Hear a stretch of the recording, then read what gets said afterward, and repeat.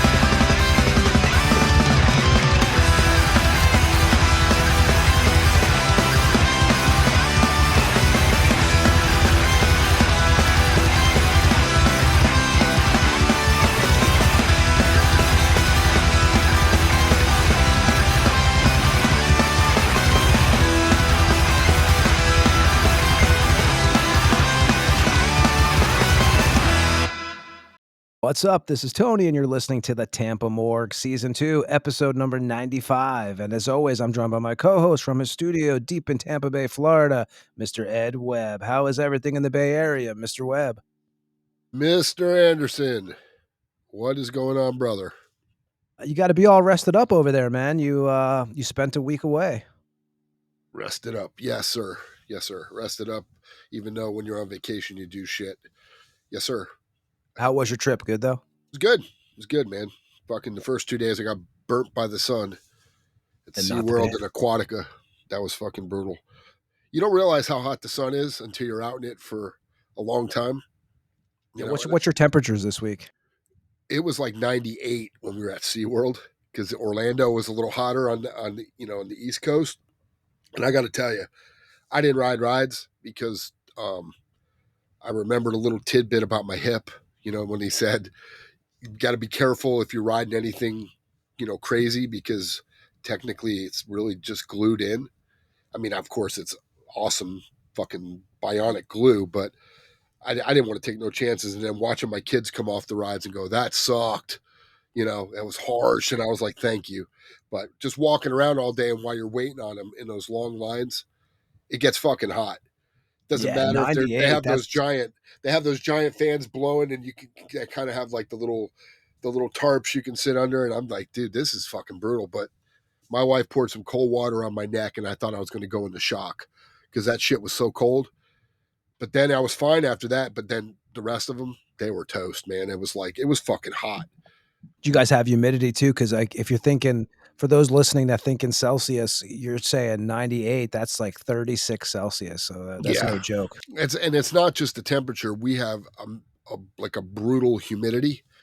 And then, of course, like Aquatica is a water park like in Tampa, Adventure Island, if you've been there. And it's worse because you're in and out of the water. And as that sun's melting all that water off, it's like a mirror, and it was fucking hot, but otherwise, man, it was fun. I had a great time. Great house we rented, had a pool table, spending time with the kids, man. It was great. I really want to get a pool table for where I do the podcast as. Like, basically, I've turned it into a complete studio, but I do want to get a pool table. But everyone tells me like, you don't want that; it takes up too much room. But I have to be honest, man. It's something I definitely want to eventually get. It was.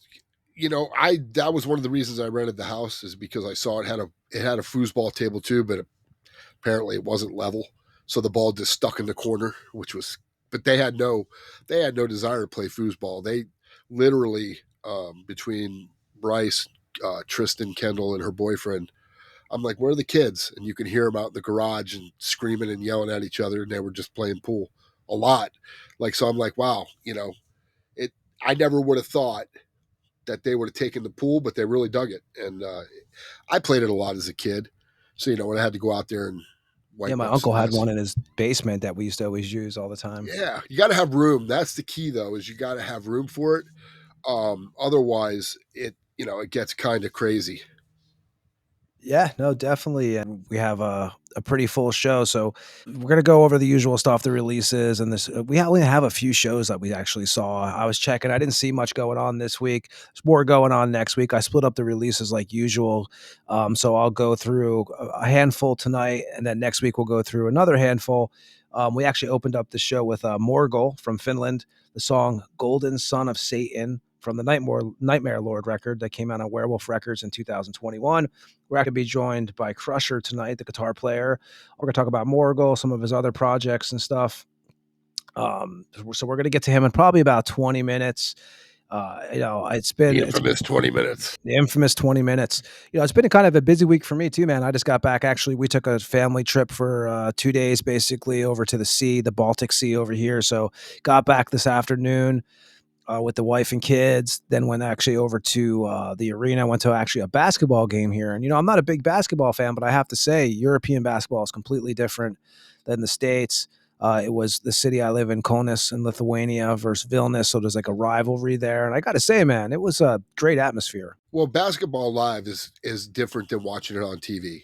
Yeah, I used to go watch NBA, the Nets. I can't do. Yeah, well, I used to go see the Nets all the time because my aunt used to get tickets for like the Yankees. She had season tickets, and then if you bought them, they would give you tickets because the Brendan Byrne Arena, which obviously it's not. I think it's MetLife. Yeah, I used to go to all the Devil games there. Yeah, me too. But they used to get tickets for the Devils, and then they would give you, I guess I don't know what they call them, but like they were kind of like, hey, come check out basketball. So maybe you would buy season tickets for that too. So like if they played the Knicks or somebody popular or a game maybe that nobody would go to, they would give you free tickets to get people in the seats. And we watched it. I liked it, but it was never one of those sports. Either hockey and football were always like the ones I like to watch live.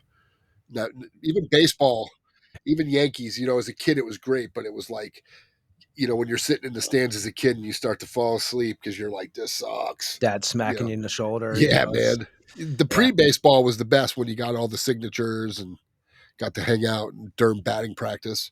That's what I lived for. Realize everyone's just greedy. Yep, pretty much. Fuckers. Yeah, it was totally like a different. Like I've been to some games here. I've been to some of the EuroLeague games and stuff. But like I said, I'm not a basketball guy. But it was a killer time tonight, man. I actually went with my buddy Darius, who, I think we talked about him on the last episode from the black metal band Luctus. We actually got some tickets, so we went tonight. It was a good time, man. So, it's been a busy week, and then I got Countcore Duval coming into town this week. Which is awesome. Anybody who doesn't know, Countcore Duval is a legendary creature feature host. He's actually in the Horror Host Hall of Fame, one of the only guys still alive from that group. He's become a regular on the show. He'll be back on again too, and him and his wife are actually going to be in Eastern Europe this week, so we're going to meet up with him for dinner, which for me is a thrill, man, because I grew up watching him on TV as a kid. I grew up a big Countcore Duval fan. Next week we have Sabathan coming on from Heinous, Slaughter Messiah, obviously Enthroned, Morbid Death back in the day, Dawn of Crucifixation, Dying Corpse, the list goes on. We'll have him on next week. So yeah, as always, Tampa Morgue is busy. Ed, we were talking about releases. I do have releases. I have a handful of shows. I only have 2 shows I'm going to announce because, as you were saying, most of the stuff's happening more towards the end of the month and the beginning of July. So I don't know how you want to start here. I guess, you know what? Obviously, we always have the musicians who passed away sent to us. So I'm going to go through those because there's actually, unfortunately, a handful today. Oliver Fordyce. I'm probably saying this completely wrong. From Destined Void Creation, EOB. He died at 45. From Austria. Let me see here. I have Chuck Profis, which was drummer with Agent Steel, Black Rain, Obscene Gesture, Abuser. He passed away at 61. Marcus Hillebrand, a vocalist from Germany, Ether and Fugu, or the name of his bands. He passed away this week. Steve Elser, a guitarist out of Australia, which we're actually going to be talking about. We'll mention Steve again because Steve's actually on his band Cunt Squad is actually on the upcoming releases also. So they lost him this week. Fernando Carterio from Spain, drummer. Kilo Wattis was the name of the band, I believe. And then Jose Velasco from Colombia, 35 years old, passed away, guitar player for Subversion. So that's the musicians who passed away, unfortunately. So we wanted to get that out of the way and mention those. We always try to do that on the show. We have someone who sends us those. And let me see what else we have, Ed. Should I just bang out the releases? Is this going to be under 20 minutes today, actually, this intro? Should be. Yeah, I don't have. Like I said, we've been trying to keep the intro short because sometimes me and Ed will go for it's for 30 or 40 minutes. Well, it's never we don't pre-plan what we're going to say. It's just we ramble and we talk, and that's what happens. Yeah, so and I have some releases, and then I have 2 shows. Actually, I have 3 shows because remind me, Ed, to read the Eric Ron show too before we get out of here. So I'm going to start out with releases. I'm going to try to do these in order. Malignance out of Italy, black metal band. Name of the record is The Death and the Dice Rhyme of the Unredeemed. Label is Hidden Marley Productions out of Japan. Malignance, formed in 2000, first release an EP in 2001, titled Ascension to Obscurity. This is the band's 5th release, and it'll come out June 16th, which was yesterday, so it's already out. Moon Oracle out of Finland, black metal band, Guardians of the Lunar Spears. Label is B-Style Burst out of Finland. Moon Oracle's first release was the debut full-length titled Muse of the Night Side in 2021. This will be the band's 3rd full-length. It has 6 tracks and it will be out June 17th. Grave Witch out of Oregon, black thrash band. The Grave Witch is the name of the album. It's an independent release. Grave Witch formed in 2013. The first release was a 2015 EP titled Soul Reaper. This will be the band's 2nd full-length, the follow-up to their 2020 album, The Summoning. This has 10 tracks on it and will be out June 18th. And let me see here. Lucille out of Poland, a thrash metal band. Dawn of Destruction is the name of the record. Label Dying Victim Productions out of Germany. Formed in 2017. First and only release before this upcoming album was an EP titled Too Proud to Beg for Mercy. The new album is out June 20th. Angel of Damnation out of Germany, doom metal band. It's actually a project of Avenger of Nocturnal. Name of the record is Ethereal Blasphemy. Dying Victim Productions again out of Germany. Angel of Damnation formed in 2004. First release was a self-titled EP, a 7-inch with 2 songs on it. Band features members past and present of Iron Sword, Cross Vault, Nocturnal, Dawn of Winter, and Black Priest of Satan. This has 7 tracks, and it's available June 20th. Cryptopsy out of Canada. Insatiable Violence on Seasons of Mist. Cryptopsy formed obviously in 1992. First released a demo in 93. This will be the band's 9th full length. This has 8 tracks on it. It's actually some killer stuff, man. I listened to a couple of the songs. I think they have 3 tracks out already. This one's out June 20th. I got 3 more left here. Cunt Squad out of Australia, death crust band. Name of the record is Satan's Cock on Wormhole Death Records out of Italy. Cunt Squad's first release was a 2022 demo, and as we read earlier, unfortunately, the guitar player was also in the passed away musicians category. Steve Elser died on June 9th. He was the band's guitar player, one of the band's guitar players. This will be the band's 2nd release and a follow-up to the 2023 self-titled album. Satan's Cock has 11 tracks, and it'll be out June 20th on Wormhole Death Records. Helm's Deep out of Florida. It's actually a project of John Gallagher, who appeared on our show on episode 19, John Gallagher from Raven. The name of this one is Chasing the Dragon on Nameless Grave Records out of Seattle. Helm's Deep's first release was a full-length in 2023 titled Treacherous Ways. Members past and present of Raven, Cold Steel, and the guitar player is Ray DeTone, who also played with Paul Di'Anno in the past. Chasing the Dragon has 11 tracks and is out on June 20th. Herzaga out of Poland, thrash metal band. Evil Awaits for Its Messiah is the name of this one. Virulent Records out of Poland. Band formed in 2022. First release was a 2023 demo titled Crawling from the Dark. This one has 10 tracks and is available June 10th. And that's what I have for releases. And Ed, you said there's no releases on your end, correct? Just I saw the Cryptopsy, but we already mentioned it. Cryptopsy. And I thought it was an EP anyway. What I heard was killer from it so far. Yeah, they've been out touring too. I only have a few shows, like I said, to mention, so we're definitely going to keep this a little light tonight on the intro part of the show. We'll come back at the end, obviously, after we talk to Crusher from Morgal, and we'll wrap up the show. So I guess I'll go over the shows. So Thursday, June 19th, Imtropia, The Burial Ground, Grave Filth, Graveyard Dogs, Donut Lord, and Dreadmire at the West End Trading Company in Sanford, Florida. 6 p.m. is the show. 21 and up, $12 advance, $15 at the door. And that is Thursday, June 19th. So it's basically, if you're listening to the show on the day it's released, it'll probably be tomorrow, the show. June 21st, Insectile, Dissectomy, Death Posture, Dead Weight, The Burial Ground, and Slick Palm are playing at Sly Fox Pub in Orlando. So at 63rd North Orange Ave, Orlando, Florida. Doors at 6 p.m., 21 and up, and $20 at the door.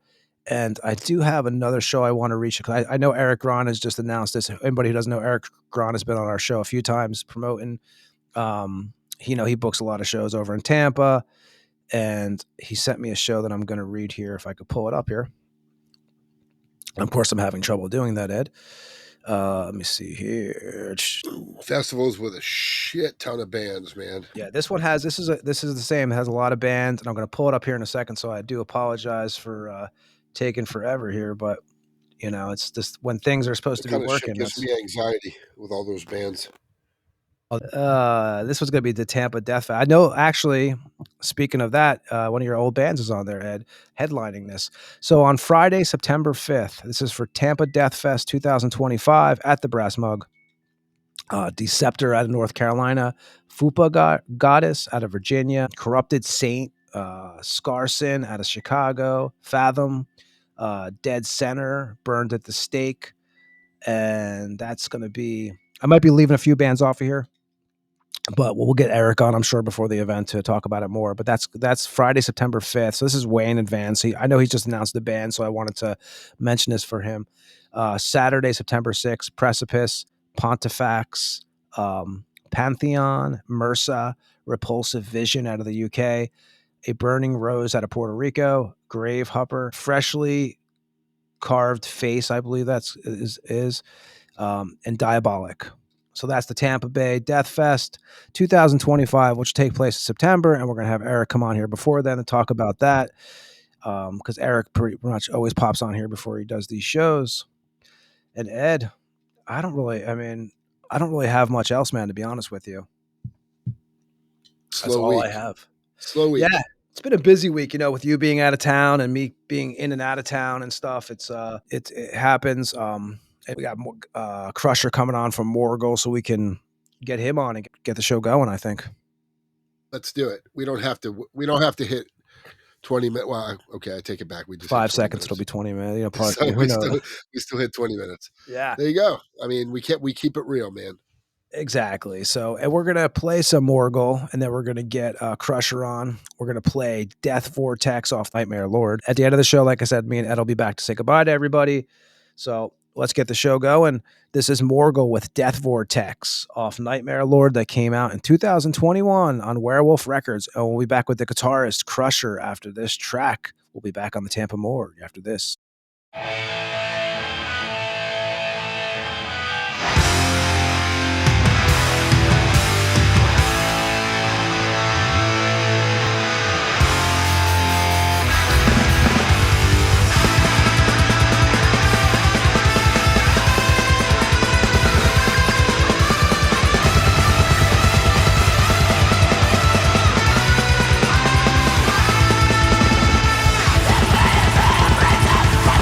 Draw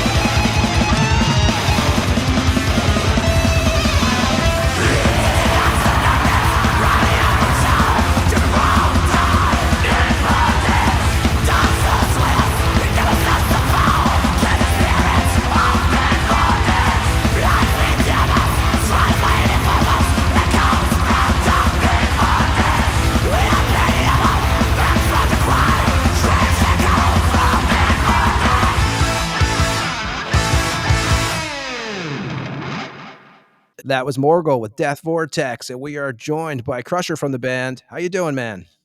Hello, Tony. Pretty hot in here, like fucking sweating my balls off. It's probably the first summer day in Finland, at least in my town. So nice, gonna get to sauna in the evening and do a little barbecue maybe. Nice. Now, do you guys? So I know I'm over in Eastern Europe too, and where I live at, air conditioning isn't. It's becoming a thing now, but it wasn't like a big thing when I first got here. How about Finland? Do you guys have air conditions in your place, or? I have this portable AC system. I don't have it blasting right now because you wouldn't able to hear me if I would do that. But let's try to make this that I'm not sweating my fucking balls off. So You're gonna suffer, man. But you guys didn't have a proper winter either, did you? Because I know over here, man, there's been a lot of complaints that the winter wasn't like, and I know because when I first moved here, it was cold as shit. This winter, the last couple have changed a little bit. Yeah, there wasn't a real winter last year because there was maybe minus 15 was basically average temperature, and that's pretty warm for Finnish winter. Normally it's like can be over minus 30 degrees Celsius, so it was kind of shitty winter last year. And what city are you born? Or are you born in Finland? I'm born in Maaninka, which is a small town near Kuopio, northern Savonia, but I've lived in Mikkeli for over 20 years, so I guess I could say that I'm from Mikkeli, and my mom is also from Mikkeli originally, so Eastern Finland. You guys have like I might be incorrect, but isn't it like the largest waterfall in your area? Yeah, we have this Lake Saimaa, which is biggest lake in Finland, and it's like, yeah, super nice living in this area because of that. And your background, like music, like pre, obviously we're going like pre heavy metal, pre black metal, pre whatever. Your family, are you from a musical background? Like how did you get introduced to music? My dad plays guitar, and I remember when I was a kid, I was always looking up my dad's record collection, and he listed a lot of old hard rock bands, old heavy metal bands, and I just kind of ended up figuring it out and just follow his roots basically. And my father played guitar, and I'm originally a drummer, so when I started playing, I was playing drums with my dad when he played guitar for a few years. Something I had read about you, maybe I'm incorrect, but you're also an 80s fan, right? Of the old 80s rock bands and stuff. Yeah, personally. yeah. What are some of the bands that you get into? I love Iron Maiden, Running Wild, AC/DC, Van Halen, and I love these old kind of hair metal bands, Cinderella, Mötley Crüe, stuff like that also. And I remember my most precious 80s heavy metal band is Def Leppard, and not the Hysteria album, but basically all before that. Like, Pyromania, yeah, On Through the Night and Pyromania, High and stuff. Dry, yeah. Yes. Yep. We talk about that a lot on this show because we're from the same roots. Like, obviously you move on to other stuff, but that's where we all started out at. And would you remember the first actual record that you personally owned that you went and got that wasn't your dad's? My first record was actually Def Leppard's Hysteria, and I bought it from local music store when I was probably maybe 7 or 6 years old. That was my first CD that I bought. Yeah, I was gonna actually. It's you say that I was gonna ask you. So obviously you're younger than us. You're born in '98. You said you went to a record store. What are some of the record stores that you were going to at that age, and how are the selection of record stores? Because as back when we were growing up, there was a lot of music stores everywhere. So now everyone's like a lot of online shoppers and stuff. But for you, like those days when you're picking up that CD, like what are your options then in your town? Right now, there's basically none because there's only one instrument shop, or whatever you want to call it, music instrument shop, that you can buy and do some service for your instruments. But back in the day, there was this huge, I don't know what it's called. It was not only record store. It was this huge kind of supermarket. It had a huge record aisle. It was called Anttila, and it was like you have it all over the place. You have it in all major cities in Finland. but I believe it's not going on anymore. And like first time, I probably, because nowadays if I want to go to a record store, I basically the nearest one is probably Sarvilevyt from Lahti, or Levykauppa X in Jyväskylä. And Levykauppa X is also like commercial. There's a bunch of these stores all over Finland, but basically here's you cannot buy records anywhere. You always have to buy them online, unfortunately. What's your first show that you ever attended? Probably AC/DC. What year was that? Maybe 2006 or 7, probably. And it was like, so venue wise too, like when you're, a teenager, what's some of the venues you're visiting to go see shows? Basically Olympic Stadium in Helsinki, Hardwall Arena, but there's not a single venue basically in my hometown when I was a teenager. Or basically Mikkeli Ice Hall, but they didn't like organize any of the shows there. So I always needed to go to Helsinki to watch any of the shows. And as you know, if you're underage, it's kind of difficult to enter these bars or minor clubs. So basically, I always needed to go to see big shows with my father. And then when I turned 18, I was able to visit Helsinki more often to watch kind of more underground stuff and shit like that. So You mentioned your dad jam and you play guitar and stuff. Was he actually in a band? Was he taking you to band practices or anything like that? Or were you seeing him active, or was he just jamming at the house?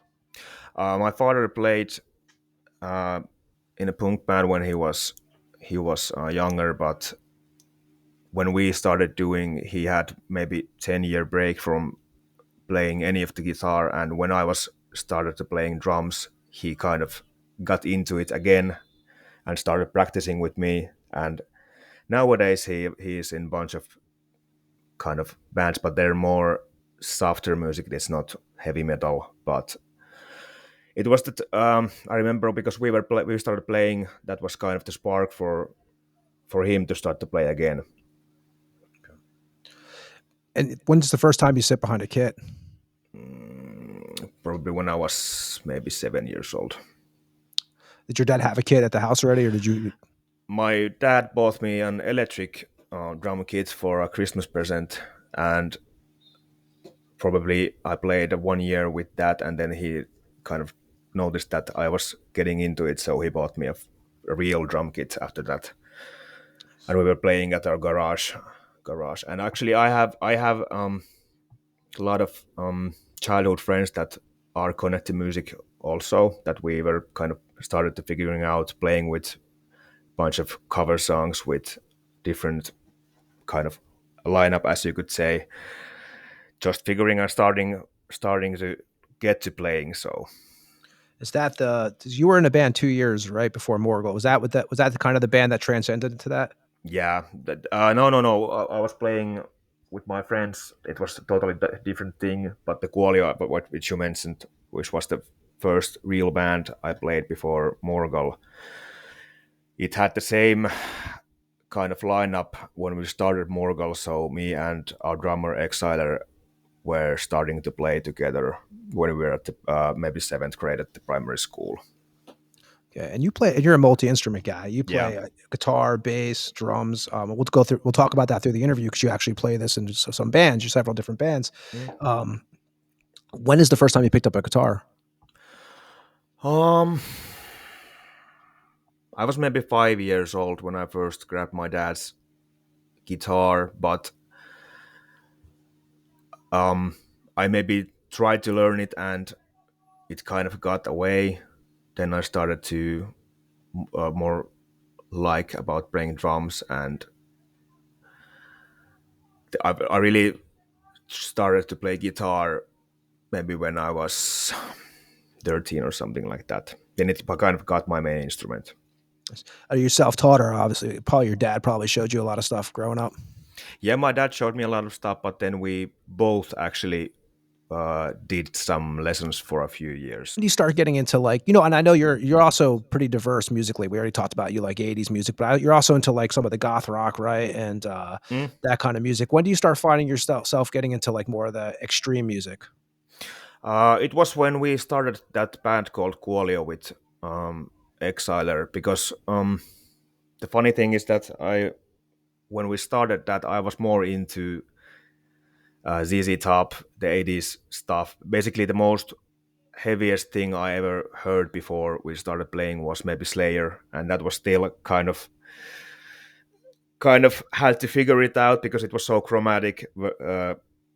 If you compare it to a lot of 80s heavy metal bands, I remember he showed me Satanic War Master, Swamperic Tyrant, and he was like, "Hey, I know you can play guitar. Would you be interested to play with me?" And I was like, "Yeah. Well, I play drums better than guitar, but okay, because there's not." We were 13 years old, and because the city is so small, there's not a bunch of players. Especially when you're a teenager, you don't have a fucking plenty of players to choose. You have to kind of go what you get. And I remember I probably heard some Mayhem before I ever even met Exiler, but I remember when he showed me the Satanic War Master, and I was like, well, this is not exactly my cup of tea, but let's try. And it ended up to the point that we are now. I heard something that you had heard Satyricon, Dark Medieval Times, and that Yeah. kind of like what made an impression on you. Yeah, we had this. I know that you probably heard this plenty of times if you interviewed Finnish guys, but Klaus Flaming in Yeah. Radio Rock, we had these. I'm so young that I couldn't listen Metalliliitto, which is Metal Union, but I Yeah, know we've actually talked what it. about Klaus on this show several Yeah, times. Yeah. but Klaus Flaming was in Radio Rock, and they had these shows. It was different Monday, Tuesday, Wednesday, Thursday, and in Thursdays we had these extreme metal band shows. And I remember when I first time heard Saturicon's Dark Medieval Times, and I was like, "What the fuck is this? Like this guy is not unhuman. Like when he growls, like what the fuck is this?" And immediately I had to kind of check it out what it is, and I got into it. So that's my kind of spark for black metal when I started. Your first band, you said 2 years you guys went around. Was that, did you play a show with them too? Was that your first time actually performing live? Was with that group? Yeah, we did maybe 4 or 5 shows, and because we were so young, we wouldn't be able to go any bars. We played in the library, we played in the marketplace. They had these events that young bands can perform, and I don't know. Do you guys have this in your countries? But in Finland, we have this. Is it like youth play center, like the place you go after school, and there's like a bunch of kids, and they do the discos in maybe Yeah, once a the youth month. And centers or the yeah, youth yeah, clubs. I remember we played a bunch of youth club discos when we were kids, and that was like a big event for if you're 13 years old and like there's maybe 100 kids and you're playing, and it was super nice when we were young. And how was like was so in your school, was it like were people into the like the metal bands there and the black metal already at that time period, or was it kind of a mixed? We were actually, it was a bit over. I know that 5 years before we went to I don't know, 7th grade, the metal thing was more like popular. But when I went to the 7th grade, there was maybe 2 3 guys and me who were into metal, and we kind of always hanged out. But it wasn't so popular in then, because like I know that Cradle of Filth and Dimmu Borgir and stuff like that were a bit more popular earlier than we entered the 7th, 8th, 9th grade. So unfortunately, Did you guys record it? Like record any demos or anything with that first band? yeah, we had a few demos, and I think there you can still find them in mixery.net, which was kind of its Finnish version of SoundCloud, you could say. I know it's not so popular anymore, but maybe 10, 15 years ago, that was the place when if you did a demo, you put it there because YouTube was the thing back then, for at least in my opinion. So I think that you can still find them there, but I think we didn't do any physical versions, Okay. if I can remember clear. When do you first meet Nicholas, aka which is Lord Warmoon, which is Mhm. actually Accelerator's brother, correct? Yeah, and that was I first met him probably when we were playing at a rehearsal place with Kuolio, because it was before we had even a rehearsal place. We played in uh, Exiler's garage, and Nicholas was still living. We all were, of course, living with our parents because we were so young. Well, Nicholas is 5 years older than the rest of us original guys, but he was, of course, living with his parents still, and he was kind of checking out at the garage, what are we doing? And he played a bunch of bands even then, back in time then. The Blackened Sun and Death Yeah, Vocation. yeah. I don't remember was the Death Evocation uh, when we started playing in Kuolio. Even was it like, what's the fucking word? I don't know. Was it active then when we started Kuolio? But I could say Nicholas joined Morgal because he kind of got bored of doing this death evocation thing, and then he decided to join Morgal, or we started doing Morgal. So because Morgal is like, we did Azazel's Throne for Kuolio, and soon after that, Nicholas joined in the band, and we actually decided to do for a different band name and do it for a Morgal. So That was 2014. You guys decided to do yeah, that. yeah. And who decides the name Morgul, which is what, black arts, Uh, necromancy and stuff? Kuolio. I think it Mo- was. Do you mean Morgal Kuolio? Which one? Morgul, yeah. Yeah.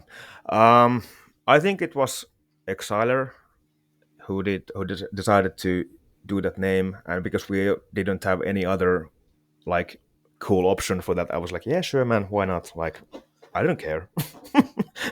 So that was basically the truth behind the Morgal name. Like, what do you want to call us? Let's call it Morgal. Why? It doesn't mean nothing. Well, what the fuck? Let's do that.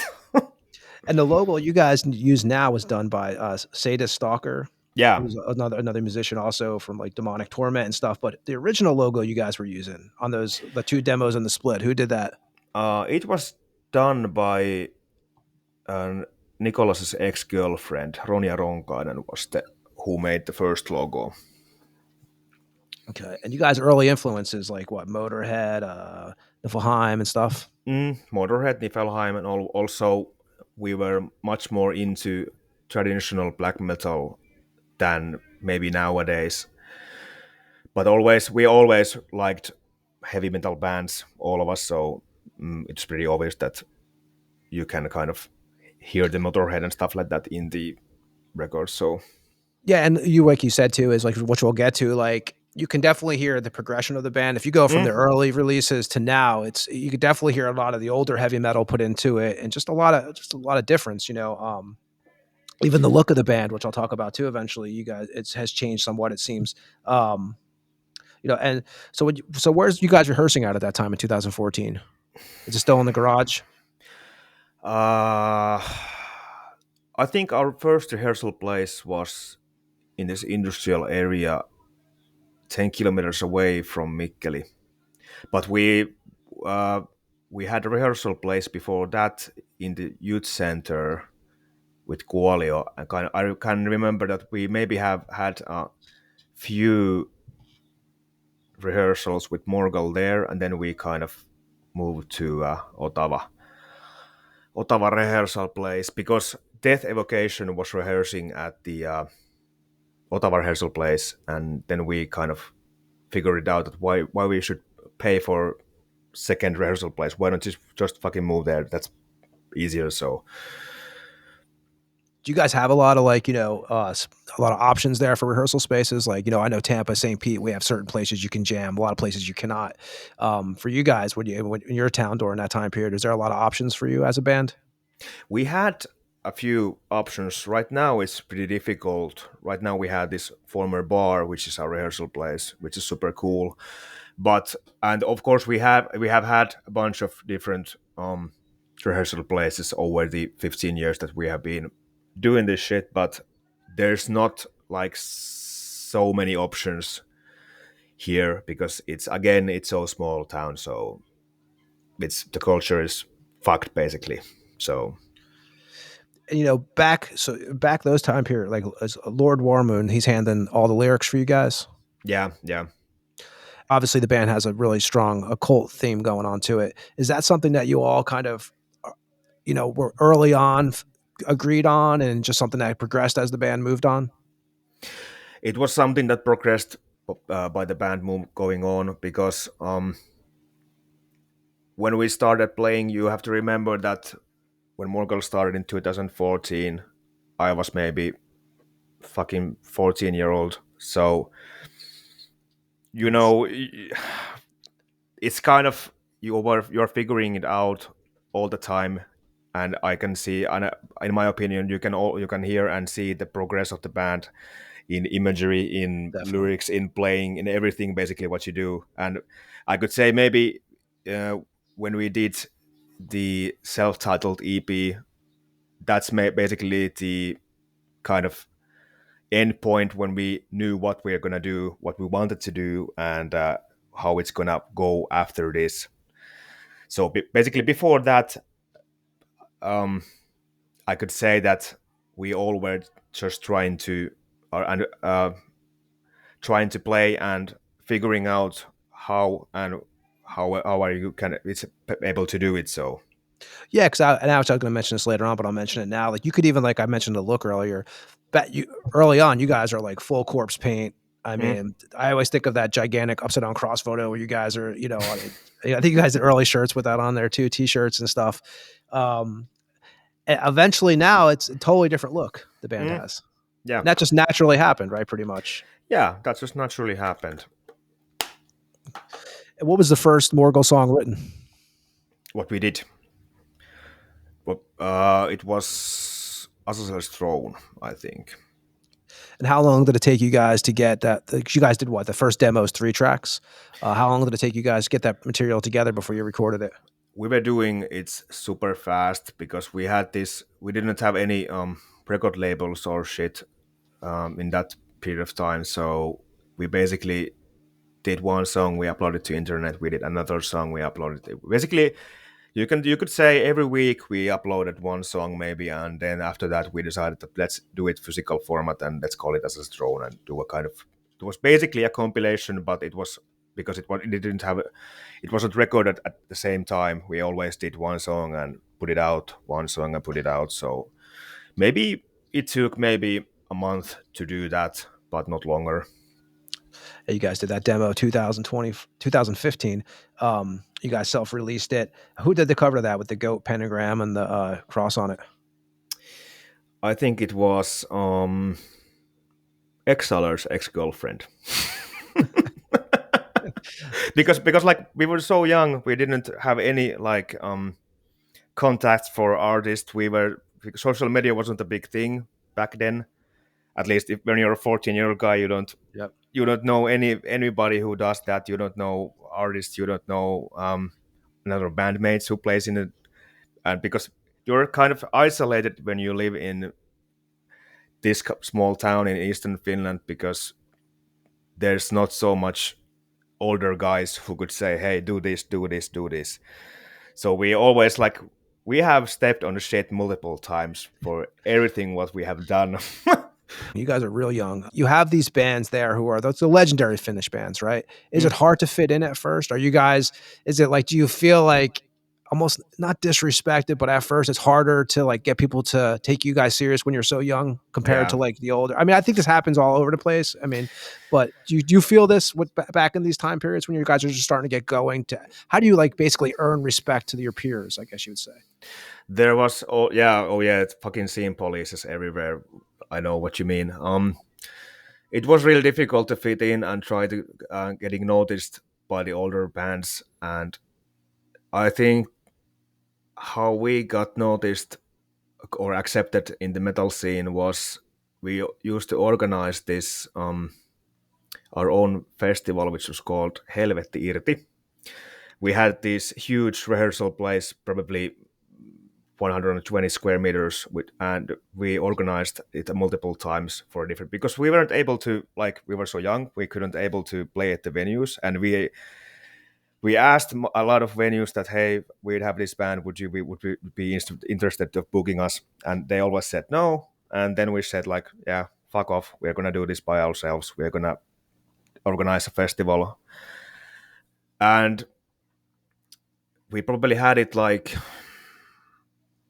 was it sixth or fifth time maybe, and Mr. Werewolf came to see that, and that was basically how we got a record deal, and how it got popular, how other people knew it from Helsinki and stuff like that. And the last time we did it, actually last year's November, and it was 60 people, but last time we did it in our old place, there was over 200 people, and it kind of got it out of our hands, because we didn't expect people from Helsinki. There was people from Germany. We were like, what the fuck? How is this like possible? Because it was basically a zero budget thing. We all, of course, we played for we paid for the bands to gas and food and beers and stuff like that, but we did the accommodation. So it was basically a really cheap way to like get big festivals in here. So it blew away immediately, and yeah, it's amazing. When is the first official Morgal show you guys did?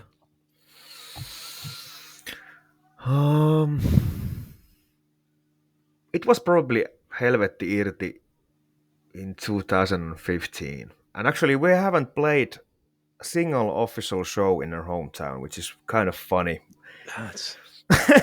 and that was because of the bars said no to us at the beginning, and when the band progressed and kind of got popular, or more popular at least, they sent us requests, but we said, hey, we weren't able to play back then, maybe we're not interested to play it for you now, because you didn't give us the opportunity to do our shit when we were kids, so fuck off. And because this is so small city, again, I know that there's a certain group who are watching, and they're all our friends, so what's the point of playing for our bands? We can do that at our rehearsal place if you want. So yeah. What is like, so take 2015 we're in right now, you're, you know, in your area, like what's coming through there tour wise and stuff? Or is there, and local scene wise, is there like a local scene picking up there at that time period? And are you guys getting the good tours going through there? There was basically a small local scene, and that was it. There was a few local black metal bands that we did few shows with them, but that was it. There's no like big events here, so any band could tour in here. I think probably the biggest event for metal scene that has happened here is that Entombed played in Mikkeli 2009, but I wasn't there because I was again so young, so right. Screwed by the birth year. Yeah. And Morgal plays what, Rock Cult Fest in 2015 also? Rock Cult Fest. What was Rokkala? Yeah. I'm probably going to say yeah. That was basically same thing that Helvetti Irti, but it was organized by a different name, but basically Rokkala was the place that we had the rehearsal place, so it's the same. It was organized by us. Basically, our first show that we played that wasn't organized by us was in Tampere, 2017, I guess, in Doc's home. You guys put out a split after you guys put out the demo, which is like really limited. I think you guys put out like 25 copies, as it said. You guys put out a split with Exodus, which EXIT out of Finland. What, 2 songs? So yeah. You guys, actually, I forgot to ask you this earlier too. Now the demo, you guys are self-recording this, right? And were these 2 songs also self-recorded? Yeah, we were self-recording all songs before this ST-EP. It was recorded by somebody else, but all before that was recorded by us and produced by us, and etc. etc. And the equipment was like garbage before. Let's say, I don't know how to call it. We call it cassette EP, and that's like the EP before the self-titled EP, because it had, if you like, we have Mr. Reply, we have different versions. We have our own recorded version, and then there's this version that came out via Werewolf Records. So you can hear the production difference there quite a few times, because like all 3 demos that we made were recorded by Rock Band microphone, if you can believe it. All instruments were recorded by, because we didn't have audio interfaces back then. We used Audacity for recording program, which is like super fucked up if you think it's like nowadays, because you have so good free recording stations in PC. So we were stupid and young back then. It's a lot of back when we were kids, Ed, right? We were recording on like tape players, man. It's pretty bad. So, Yeah. And it brings us to your next release, which I'm not even going to attempt to say this title. So if you can say it for me, 2016, you guys hook up with Forever Dead Records, and you guys put out another demo. And what is that? How do you pronounce the title of this? Was it the Käärmesielu? Yes. Yeah. Yes. So snake soul for English straight translation, but. Okay. So I'm going to play a track from that now, and then we're going to come back and talk about that. I'm going to play The Angels of Prostitution. That came out. First of all, actually, before we get to that, how did you get involved with Forever Dead Records? That was our own record label. There you go. And I'm going to ask you that later on too, because sometimes you hear this album's recorded at this studio, but it's really the band's rehearsal studio with a name to it. So that's your own label. Okay. Yeah. So I'm going to play The Angels of Prostitution. Anything you could tell us about the song before we play it? It has this kind of whipping theme and women screaming and devil fucking the bitch. And I think we tried to do something like a bit like kind of Arc Goat-ish, maybe you could say. And it was the time back then when we were you can hear there's a lot of different styles. Each song is pretty different style, because we were figuring still out what are we gonna do, or what's our thing. So, but it was basically it was our kind of Art Goat-ish song, but you can hear it soon. Yeah, we're gonna play that now. This is The Angels of Prostitution from Morgal, and we'll be back right after this track on the Tampa Morgue.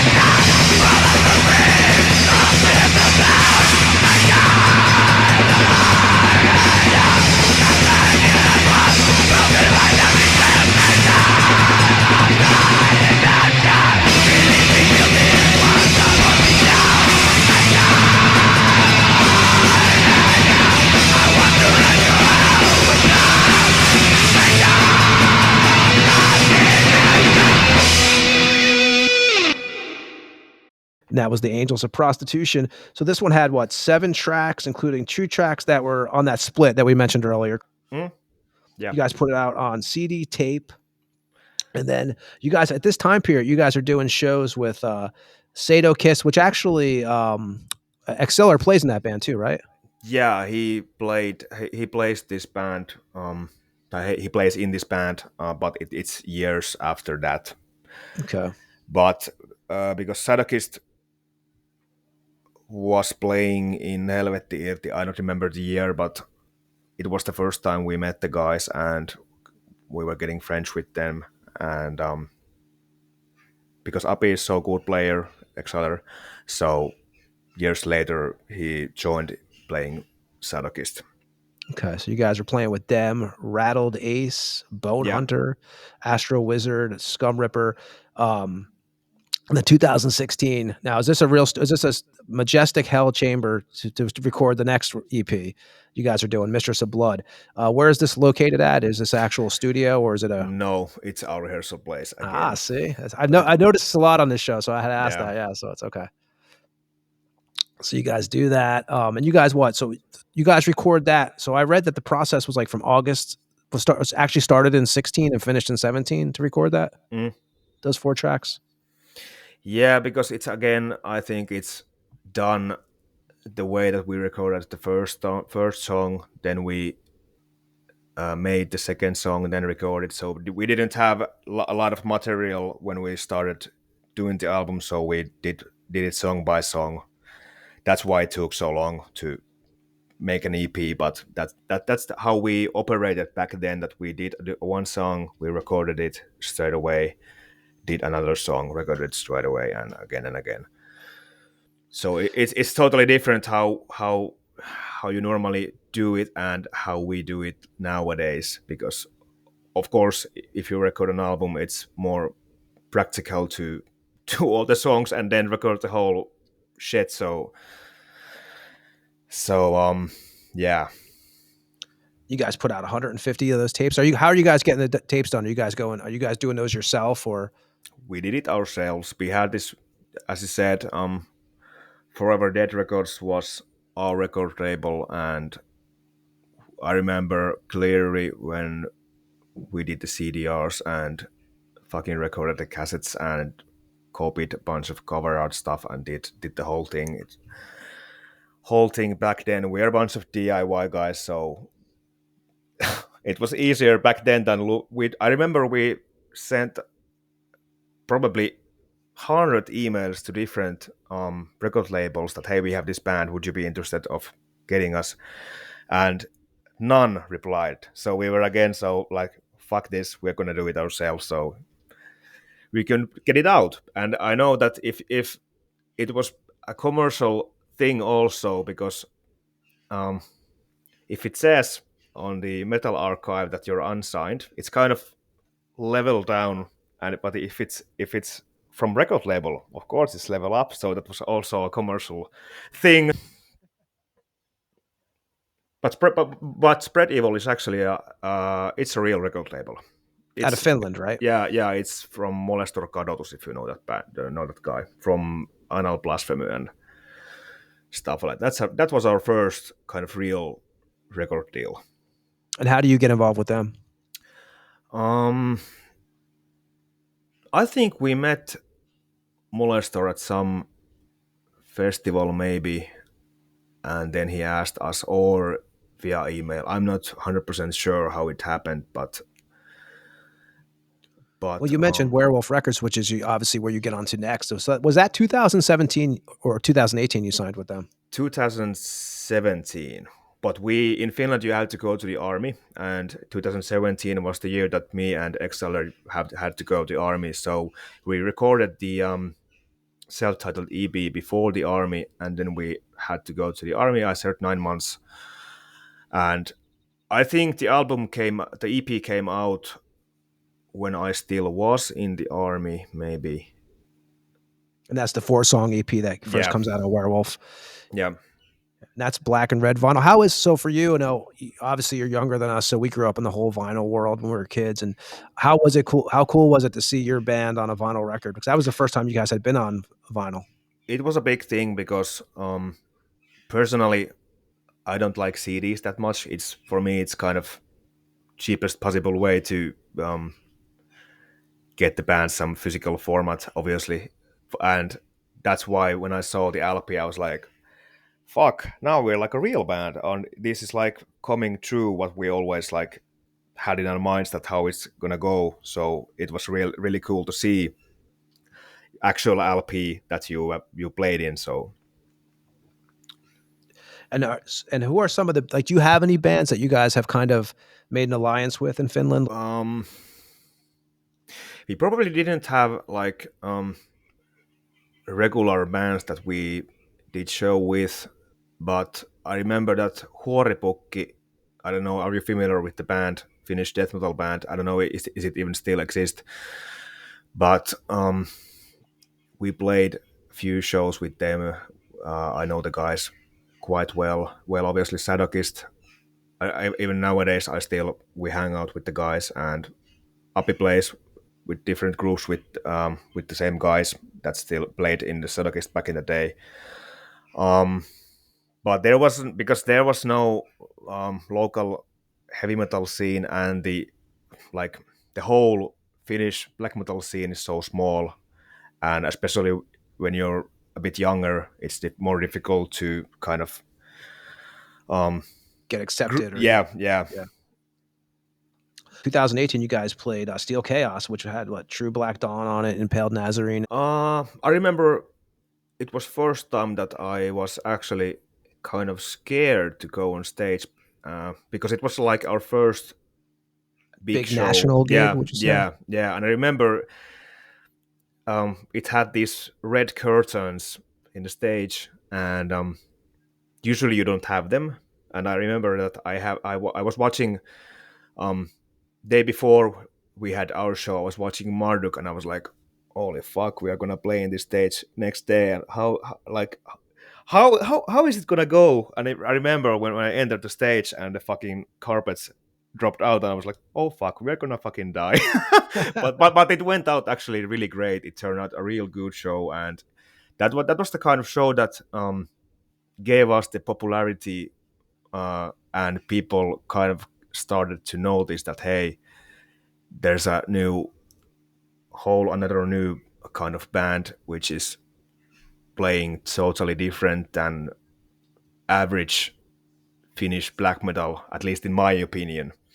I think that's the same show where Evil Angel was playing like some anniversary show too for like It was Armor, I believe. 2019, you start jamming with a band. It's like best way to explain it is like a black and heavy metal band, right? Sperm Angel. Yeah, it was our side project. And you're going under the name Motor Priest Turbo Hand? Yeah. How do you get involved with them? And it was something that we did probably. We were waiting for was it the EP that we were waiting for, and we were kind of bored, and we wanted to do something before we had to do shows for Morgal. So it was probably, I think it was Lord Varmoon's side project at first. He did one EP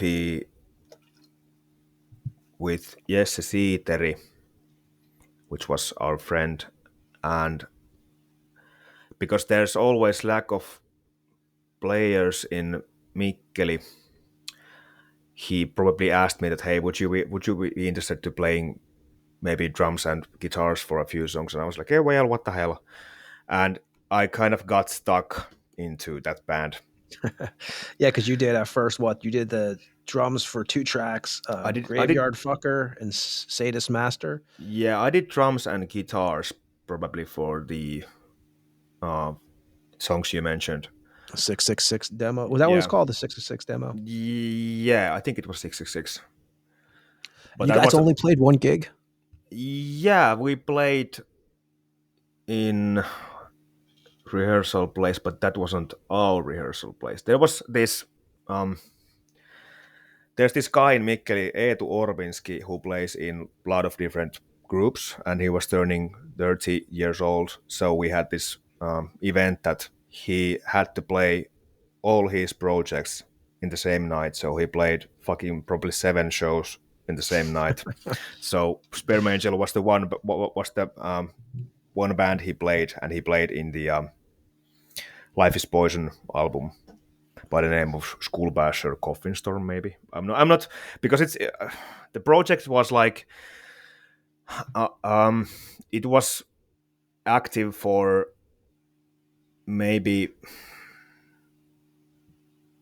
3 or 4 years. I know it says it was active until 2023 in Metal Archive, but that's not actually true. It was maybe active year after the Life is Poison album, but I'm not sure if Lord Varmun made some songs by himself after that, but there wasn't a real lineup after the Life is Poison album after that. So it's kind of hazy to me, like when it all split up. But 2023 is probably the year that he didn't even do anything after that for that project. So Life is Poison, that's 2020 that comes out, which we're actually going to play a track from that. That had 6 tracks on it. That was, like you said, that was the first real lineup. And did you play drums on that too? Or who handled the drums on that one? Or did you just do guitars? The Eetu Orpinski played drums in that, the same guy that I just told you. I played guitars on that, and I actually think, I'm not sure was the song in that album, but actually Mr. Werewolf played a solo in one Sperm Angel song, but I'm not completely sure what was the name of the song, and was it in this album? Okay. And with Sperm Angel, that first demo, that 666, who did the cover for that? That red cover with the hooded dude dragging the dead chick? I have no idea. Probably Lord Varmun would be the best guy to answer in this one. But I think it's maybe done by him or... Fuck. I'm not sure. I cannot tell you. I'm sorry. That's okay. So I'm going to play a song from the Life is Poison album here, and then we'll get back to some Morgal. So you guys did that. Like I said, it was 6 tracks, band's first real lineup. And you guys self-record this one also? Yeah, we did it. Okay. And the artwork for this was done by a Finnish artist, the Rope? Yeah, it was the guy from Faustian Pact. And nowadays he does vocals for Vulcan Grift. I don't know if you're familiar with that band. They just played in Steelfest this year, a few months ago. So he's a local guy also, and he did the album cover for Life is Poison and the layout, of course. Okay, we're going to play a song from Sperm Angel now. We're going to play Burning City of Snakes from the Life is Poison record from 2020. We'll be back on the Tampa Morgue after this track from Sperm Angel.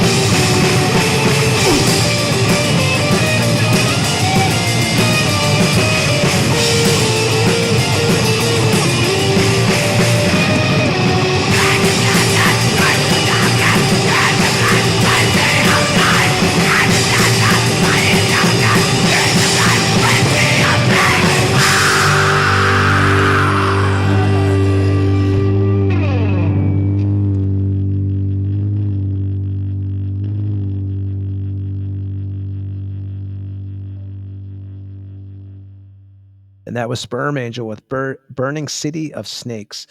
So also 2019, backtracking us 1 year, you guys did a live album, right? Morgal, you guys from a 2018 show.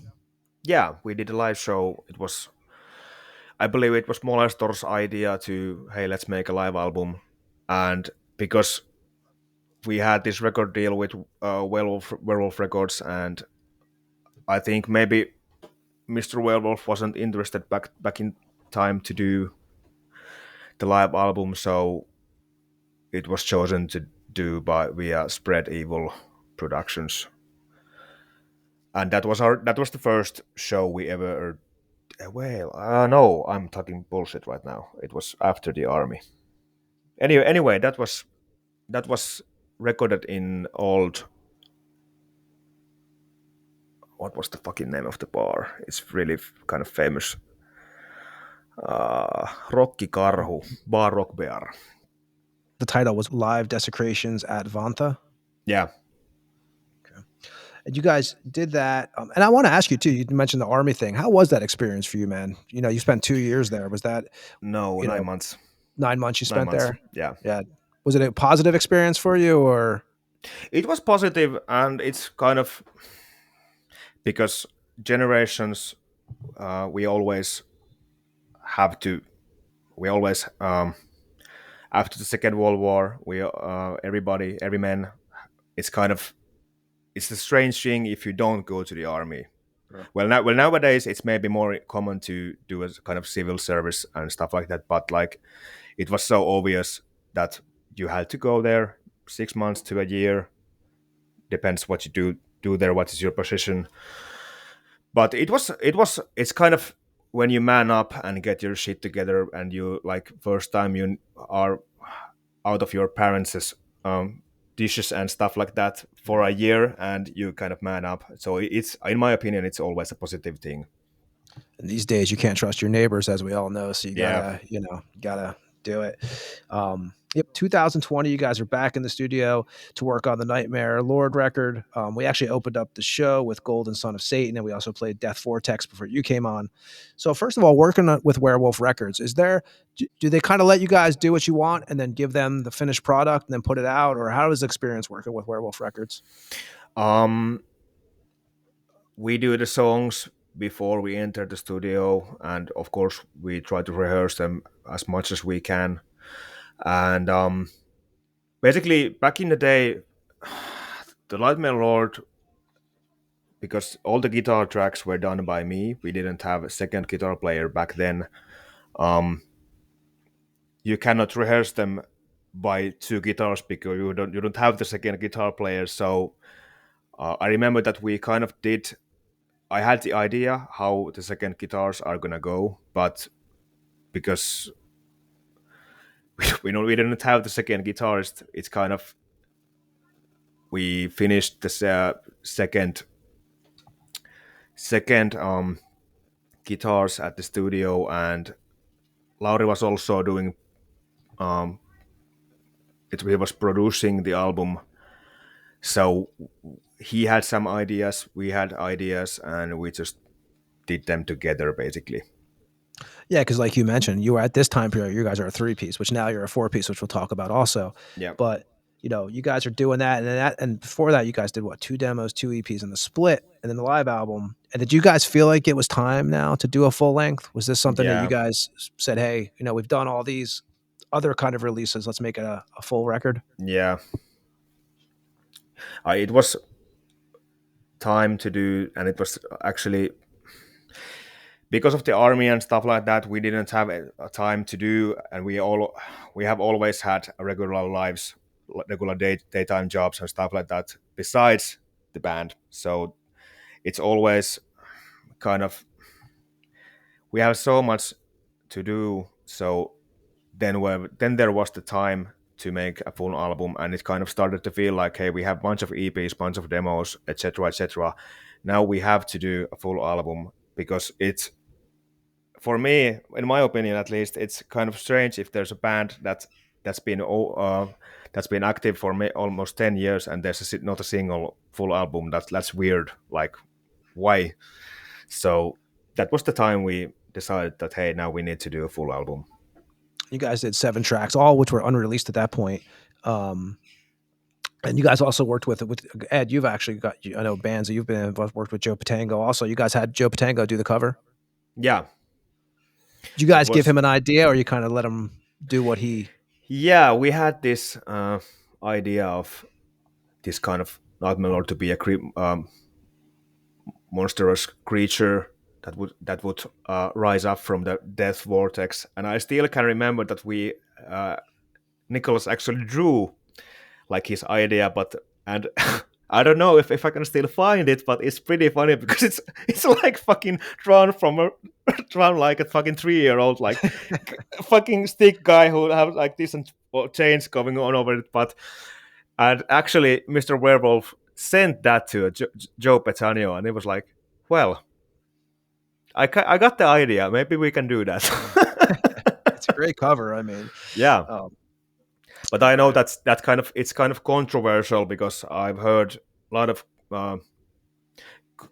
good about it, but then I also have heard a lot of guys that don't like the cover, and I can understand it because like it's different than, well, most of black metal album covers. Obviously, it's like, maybe, I don't know, actually Earn kind of has maybe the same. Yeah. For at least Soul Destroyers has the colors going on and stuff. Yeah, and the kind of more newer albums have also more colors and stuff like that, because a lot of bands have this black and red and white stuff, like our Goat Blasphemy stuff. That's whole another different thing.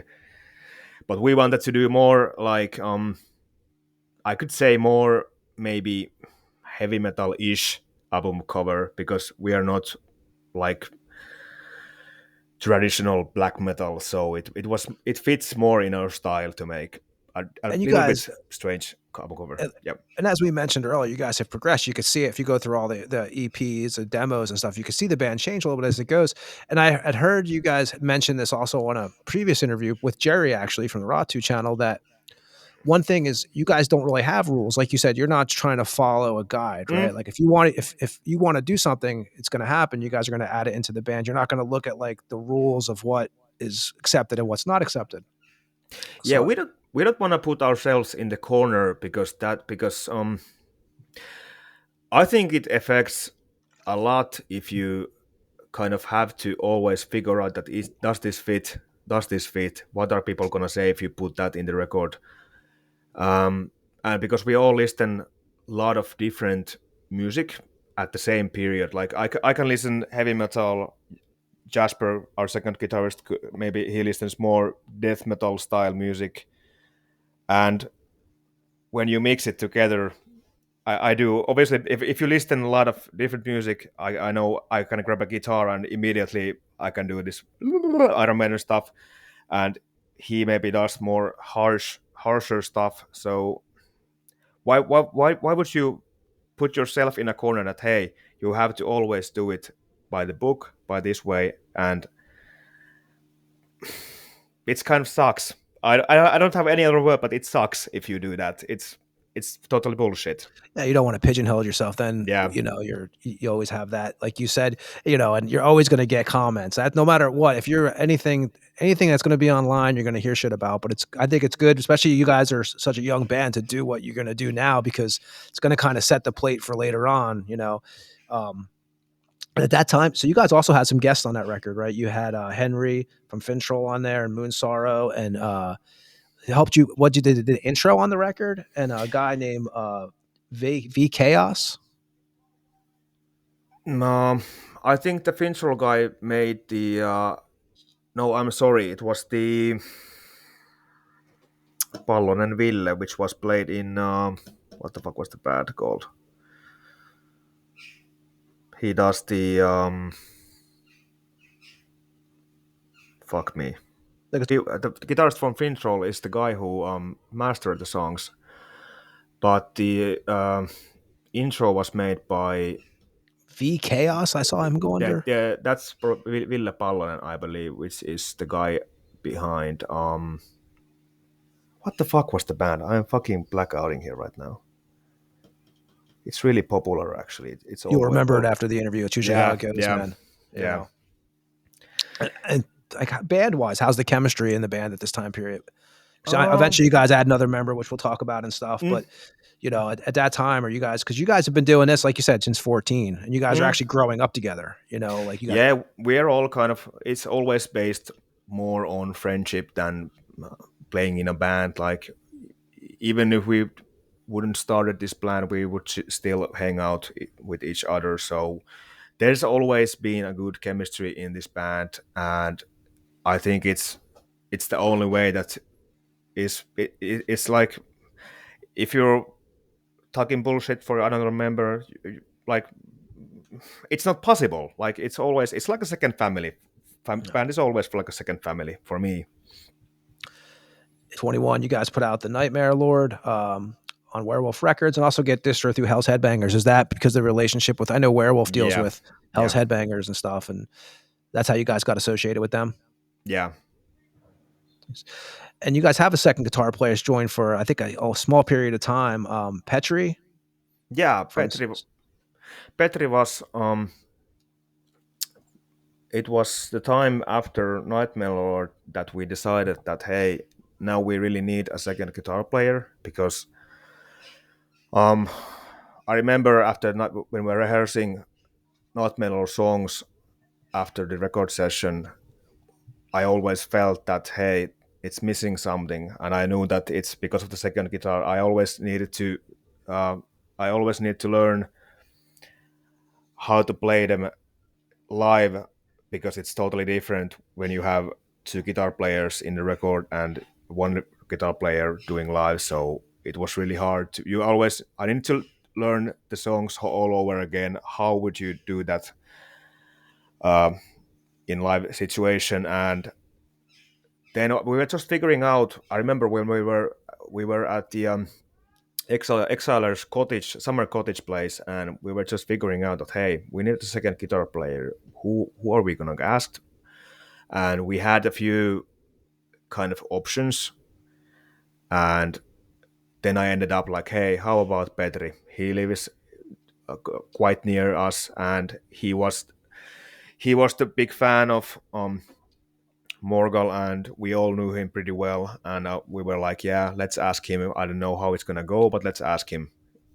And yeah, he said that, yeah, he has a lot of things. He had just moved with his wife and to a new place, and he has just started to working with to Werewolf Records, so it was pretty busy time for him. But still, he said that, yeah, let's do that, and we played a bunch of shows with him. But he, unfortunately, he didn't ever manage to play in any records, unfortunately. Yeah, show wise, some of you guys started. Now this is the time period you guys are really starting to pick up the gigs, right? You guys did Soul Incineration Ceremony Aftermath, October 2021 with Kill from Sweden. You guys do 2021. You guys also play with Horna and Prisoner. Let me see here. So how is the reaction to that? So are you guys starting to get reaction from the outside now, from like with the Nightmare Lord record? But unfortunately, when the Nightmare Lord came out, the COVID was at its peak, so there wasn't a quite lot of shows after that. I remember we played in Steel TV, was probably the first show we played after the release of the Nightmare Lord. But you guys played Steel Festival. Was that the 2022 was your guys' first time on that, Bill? 2019 was our first Steel Fest, I believe. Okay, so you guys played it then, and then 2022? Yeah. That's our yeah, 2022. It was our second time playing in Steelfest. And that one had what? You guys had Corpus Christi, Destroyer 666. Yeah, the lineup Satanic was great. War Master, Denial. You got Denial of God. It was a great lineup. And it was like because it was Steelfest's 10-year anniversary. It was like 4 days of total fucking madness. So I remember that I had a fucking 5-day hangover after that. So it was pretty insane. You guys had a good slot too. I was looking at that. What you guys played on? Was it Saturday that you guys play? I think it was Saturday, and because the festival started in Thursday, so we had already been festivaling for 2 days. It was pretty hard to get up to the stage, but it's always like the day you have a show, it's always like, even you would be a bit hungover before, it's always when you get up the stage, you kind of get up the adrenaline, and it's just like immediately you forgot that you have been festivaling already 2 days. So it was amazing. It was amazing event. And when is the first time? So I know you guys play Poland, right? You guys play a festival in Poland, the Open Air Fest, again with the Store 666. Yeah. So was that your guys' first time out of Finland? We played in Estonia in House of Winter. I don't know, I have to check what the fuck was the year. 2019. That was our first show abroad. But when you're in Finland, we have this saying that you play in Helsinki. So it's the southest region of Helsinki, kind of. So Finnish people don't mind about Estonia that it's abroad, basically. Even that it is, of course, a whole different country, but yeah. But Poland was the first, like, a real show abroad, and it was super cool, and it was also super exciting because I remember we had a flight from Helsinki to Krakow, and I don't know if you're familiar where it is, where this whole thing is, but basically you had to had 3-hour train trip to a tiny village in South Poland. And I remember that when the time came that we were supposed to get out of the train, I looked at the window like, it's like a fucking Windows XP wallpaper, like fucking fields and fucking, there's nothing. Like, is this like for real? Like, should we fucking get out? But fortunately, there was a van waiting behind the this structure, and we were in the right place. And it was like super crazy because it was a really, really, really small village, and it had these festivals, and there was probably like 5,000 to 6,000 people, maybe. Wow. That was another good lineup too. I was looking at some of the lineup on that. You guys had Omen playing. 2022, you guys also do Invicta Requiem Mass 4. In Portugal. How was that experience? You play with Funeral Harvest, Absolute Key, ERA. Yeah, it was kind of strange venue. I remember it was kind of abandoned mall, and there was a lot of rehearsal places in that same place. Like the old store locations were all rehearsal places, and probably a couple of days before the show or day before a show, we sat basically all of these rehearsal places and get to know people and have a few drinks and talk bullshit and stuff like that. And the show was super nice. It was probably the haziest place that I've ever played because of the milieu is so different, kind of ritualistic place, you would say. But it was super nice. Everything went super great. There wasn't any hassles or stuff like that. So I think I saw a video from this show. Is this the one where you guys had like the skulls and all the candles burning on the stage and stuff on the altar?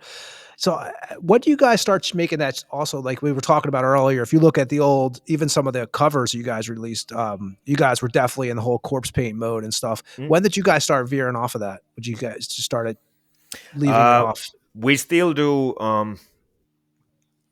corpse paints and stuff. You haven't seen we can talk this again later on, but we have this record going out. Maybe I believe, hopefully, it's gonna get out this year. But well, we have this corpse paint stuff going on even nowadays, but it's a bit different than what we had back in the day, because back in the day we had all white paint also and stuff like that. So nowadays it's more like sunglasses and whole blasphemy theme kind of stuff. So, but we still do corpse paint, so it's not, we are not completely gone. That's great. Yeah.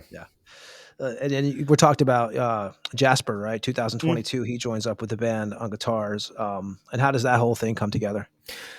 That was like, as you mentioned, um, early on the show, I played drums in a band called Povar, which is more like, I would say it's more like modern metal. It's not this whole black metal stuff. Yeah, definitely different. Yeah, and it kind of happened. I joined the band because of the other earlier drummer got away. So Jasper is also a childhood friend of mine, and he asked me that would I be interested to play drums, or do I still play drums? And I was like, yeah, I have had this maybe fucking 5 year break that I haven't really touched drums, but yeah, I can play drums. Give me the songs, and I try to rehearse them and see how it goes, and etc. etc. So when we were going to the Portugal with Morgal, mm, Petri had this thing. This family not issues, but like how do I say it?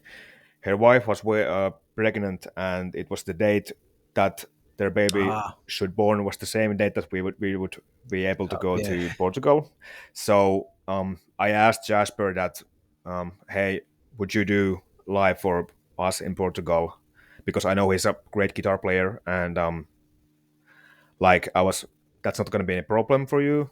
And if you're interested, come with us to the Portugal and let's do this. And soon after, the show went so great, and we did things that I couldn't even imagine before that, because we couldn't do a double solo stuff like that before Jasper, and I kind of immediately noticed that, hey, it would be a crime not to use this guy um, after this. So um, Jasper kind of got stuck with us after the Portugal. Petri was still in the band officially after the Portugal, but maybe probably 3 or 4 months after that, because he had the baby and he had a whole bunch of family stuff to taking care of. So there was also a time problem. So it was kind of normal to Jasper to step in his position and Petri to leave the band. But the funny thing is that we can talk about it more. But the new album that is coming out, Petri has actually recorded the album and produced the album, and he has Oh, okay. actually made few riffs and has been a part of songwriting for the upcoming album. So he's kind of still in the band, Still involved, yeah. even though he doesn't play in the record, and we don't he doesn't go to rehearsals, but we still are in contact pretty, like, not so much, but still. So Well, that's, you mentioned early on too, and it goes back to which we're going to get to now, because I know Lord Warmoon leaves eventually, but you guys are all still. Well, obviously you got brothers in the band too, so but mm, you guys are you guys keep relationships. Just because someone leaves doesn't mean it's done and stuff. And but you guys have dealt 2023. You guys head to Chicago for Chicago Metal Threat, and mm, they won't let Lord Warmoon into the country. yeah, unfortunately, it was because of the visas that we had. We only had ESTAs, so we were all afraid that if we are going to get caught to the US border control, and because of that, we had to fly separately via different cities, different countries. For me, Shit. I fly from Helsinki to Paris, and from Paris to Chicago. Exceller flew from Helsinki to Frankfurt, and from Frankfurt to Chicago. And then fucking Jasper and our live bass player at the time, they flew fucking straight from Helsinki to Chicago, and because their names weren't published officially, you couldn't find them in Metal Archive or any. There was no issue for them to getting in the country, but all of the rest of the guys that you can, if you search our name in the Google, you can always find the band connection. So we had to fly separately from different cities and shit like that, and when we heard that Hell Militia had problems by the border control, we were of course sweating our balls in the I was airplane. gonna say, That's man, yeah, you're stressing out, dude. You're like, yeah, fuck. and of course that's obvious if you have fucking one guy that had booked fucking 50 flight tickets for 50 bands. Of course the airlines are gonna look up that, hey, this is gonna be suspicious if one guy but buys fucking 500 tickets for all over the world for the same fucking day. So and if you have we needed to have I couldn't have any band shirts or anything. I remember I had this like semi long hair back then and a fucking long beard. So I had only like fucking sweatshirt and fucking sneakers and stuff like that. I sneaked into the country like, hey, I'm not in a band. Like, I know because I knew Hail Militia and stuff like that. They had these leather jackets and they looked like a band, and they were all fucking four guys standing in a row. Like, hey, what are you doing? What are you doing? What are you Yeah. doing? And of course, you're gonna get fucked because of that if you don't have the right real visas for doing the shows in US. So did they pull Nicholas right off or Lord Warmoon right off the plane, or did they not? I mean, did he actually? he No. managed to get the border control because they ask you to say certain questions, and I don't know in which situation they were like, hey, come here and let's talk about more, and then he got caught that he's gonna do the show, and they sent him into Finland the next plane, unfortunately. And I gotta wonder this year. I'm sure you've seen the Metal Threat lineup this year, which is insane. I mean, I don't know how it's. I mean, it's going to be a Yeah, miracle to get all those guys in there. yeah, I've always wondered the same thing because like there's a lot of bands from Europe, and I know it's super expensive to get all them working visas for US. So I believe that there's a bunch of bands that are gonna like go with the risk that they're not able to get the country, but What a it's all crazy lineup! yeah, I mean, it's super crazy. I wish I would have the money to go there, but let's yeah. see. See what happens. Yeah. You got and so does this have anything to? First of all, I know you guys play. So continue with that. You guys play without Lord Warmoon on that Mm. show. You guys play without a singer. How was your experience? First of all, your first time in the States for you, and Mm. also your experience in general at the Chicago Metal Threat that year, even though you have no vocalist. Mm. I remember it was a bit chaos when we heard that Lord Varmon is gonna get sent back to Finland. We were kind of figuring out that like, hey, what do we do now? Luckily, the organizer had booked these. How would you say it? There were like studio that you could rent instruments and there was a drum kit and amps and stuff like that that you could Yeah, like the rehearsal spaces. rent it for like 2 hours, and I think it was supposed to be for what the fuck was the band that was supposed to play? I'm all blacking out now, but then let's not get stuck with it. So I remember we were figuring out that, hey, are we gonna do an instrumental set, or does anyone else wanna try to quickly learn the songs for vocals and stuff like that? And we went to rehearsal place there, and Valtteri, which was our live bassist at that show, he tried to sing the songs and it didn't turn out the way it was supposed to go. So then we were like, yeah, hey, what the hell, let's do a instrumental set. And because of Morgal has always been more about playing than the vocals, it wasn't that strange to play without vocalist. Of course, it's a bit more difficult because you have to follow the songs more carefully, because I know I don't count the times that these things come. I always know that singer sings this part and I know it's gonna move to the next part. So now I had to always like fucking count the Yeah. times that where are we going. So but it really turned out okay, and it kind of I didn't feel that it was missing something. The audience, at least the feedback I was given, didn't like miss the vocals. But of course, it was unfortunately that we weren't able to play with the singer. But hopefully, next time we end up in US, we were able to bring our vocalist. And how was your first your thoughts of the States when you get there? Of course, we were relieved that most of the guys could be able to enter, but it was, of course, a huge cultural shock because everything is fucking huge. Distances are so fucking long. Um, it's a whole different thing than Northern Europe. So everything was bigger, fucking a bit cheaper, I would say. So, and it was a huge indoor festival.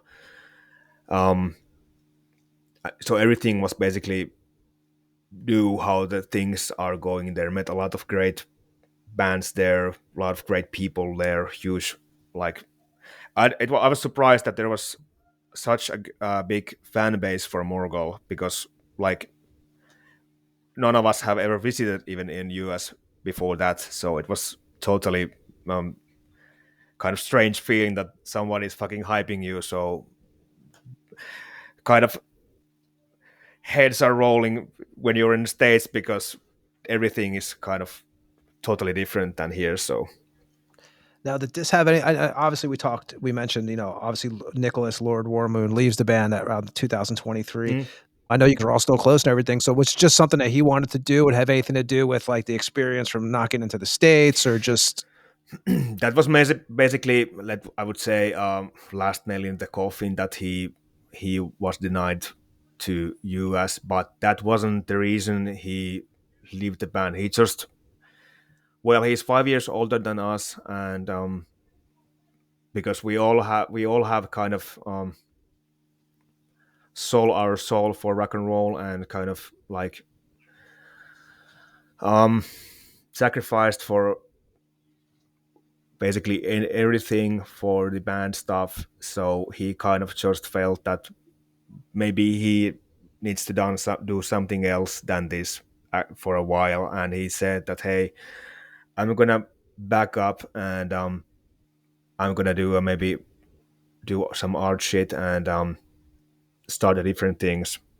That it was a crazy year because of the US incident and Nicholas leaving the band. So it was kind of strange because after the show in US, basically, in my opinion, the band was its peak, like how things were going, and suddenly this US incidents happen, and then a few months after that, Nicholas leaves the band. So we were kind of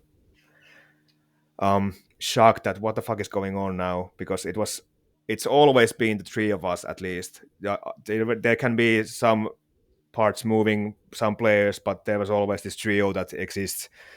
So it was a difficult time, the summer 2023, because we were figuring out that what the fuck are we gonna do now. So are we gonna continue the band? Are we gonna continue it by different name? Are we gonna continue at all? What's Plus, you happening? guys go to the States and see that there's like like you said, there's a following there. So you're Yeah, probably like, well, yeah, shit, man, you got the excitement, but then you also have the what step do we take next? yeah.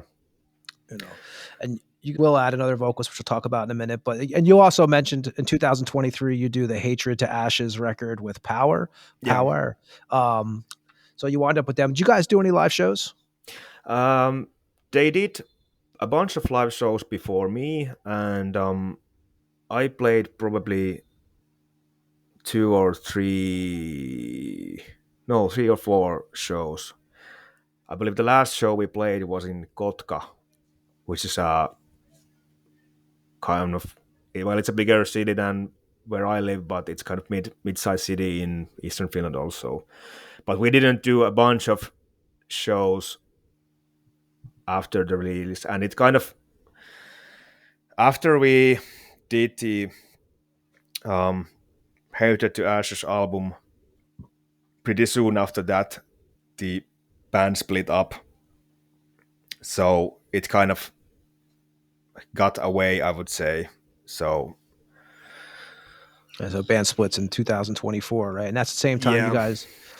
you see that band's done. Then that's when you add Tomb Necrofiller on vocals. That's just the new singer from Morgal. Yeah, we had him straight away after Nicholas leaves the Morgal, but he's also a longtime friend for us. And he plays also in guitar in band Black Beast, if you're familiar with the band, Finnish black metal band. But it was actually funny for him that the same time he was asked to play guitars for Black Beast, and at the same time we were asked him to play do vocals for Morgal. And I knew that he plays guitar and bass really good, but he hadn't sing a single word before he joined Morgal. So it was like long time for him to rehearse his voice and doing vocals. So basically 2 or 3 months after Nicholas leaves Morgal, Tomb Necrofiler joined Morgal, but we didn't want to make it official yet because he wasn't sure, and we weren't sure that are we gonna figure this thing out that way? Is it gonna turn out that he's able to do that? So basically, it was maybe almost a year that we were like, yeah, it's gonna go. Like, let's do it official now. And soon after that, we hit the studio and recorded the second full-length album, which is coming out someday. I do want to mention, I'm going to play a track from 2004, 2005 is what you guys form White Baroness, which is which again has Nicholas in it. Lord Warmoon's involved in it, and Exiler. Yeah, so it's kind of like so it's but the thing with that project was like it's Lord Warmoon's and again Jesse Siiteris, which was the original guitar player for Sperm Angel. They kind of reunited because Jesse was moving to Savonlinna, other city, soon after they did Sperm Angel, and he moved back to Mikkeli actually in this year. So they kind of regrouped and they were figuring out that what they wanted to do. They did was it Demon Steel was the band, or was it the name of the record? I think it was the name of the band. They did that. And then they started that White Baroness, and one morning Jesse asked me that, hey, would you be interested to play bass in this project? I was like, yeah, what the hell? And he was like, yeah, we have these 6 songs ready. Could I come over now and we would record bass? I was like, well, what the hell? And immediately I didn't heard a single song before I hit the rec button, and Jesse just told me it goes like this, and I was just listening. Goes, hey, we could do it this way, and we just recorded the album straight away. Even that I heard the songs first time when we were recording. And the funny thing is that when we did a promo shoot for the album, we were missing a photographer, and I just asked that, hey, who's gonna do the photo shoot? And I was like, hey, why doesn't Api Exiler do the photo shoot? And Jesse was like, hey, he plays in this band. I was like, what? He plays in this band? And the same thing goes for Exiler. He asked that, why don't Api Taavi do the photo shoot? And he plays bass in this band. And I was like, okay, so really good communication. You did no live shows? Not yet, because the full album hasn't come out yet. I believe the physical format is gonna go out via Primitive Reaction this year, but I'm not completely sure how it's like, what is the situation right now with it. But I know there's deal with Primitive Reaction going on, but I'm not sure how it's gonna go, but not yet. But I think we're gonna plan to play live shows with that band also, but I cannot say yet how it's gonna go. But first you got to figure out who's in the band, right? Yeah. You know, who the hell's with you? I'm gonna play a track from the demo. I'm gonna play Lonely Cold Grave from the 2025 demo from White Baroness, and we'll be back on the Tampa Morgue after this track.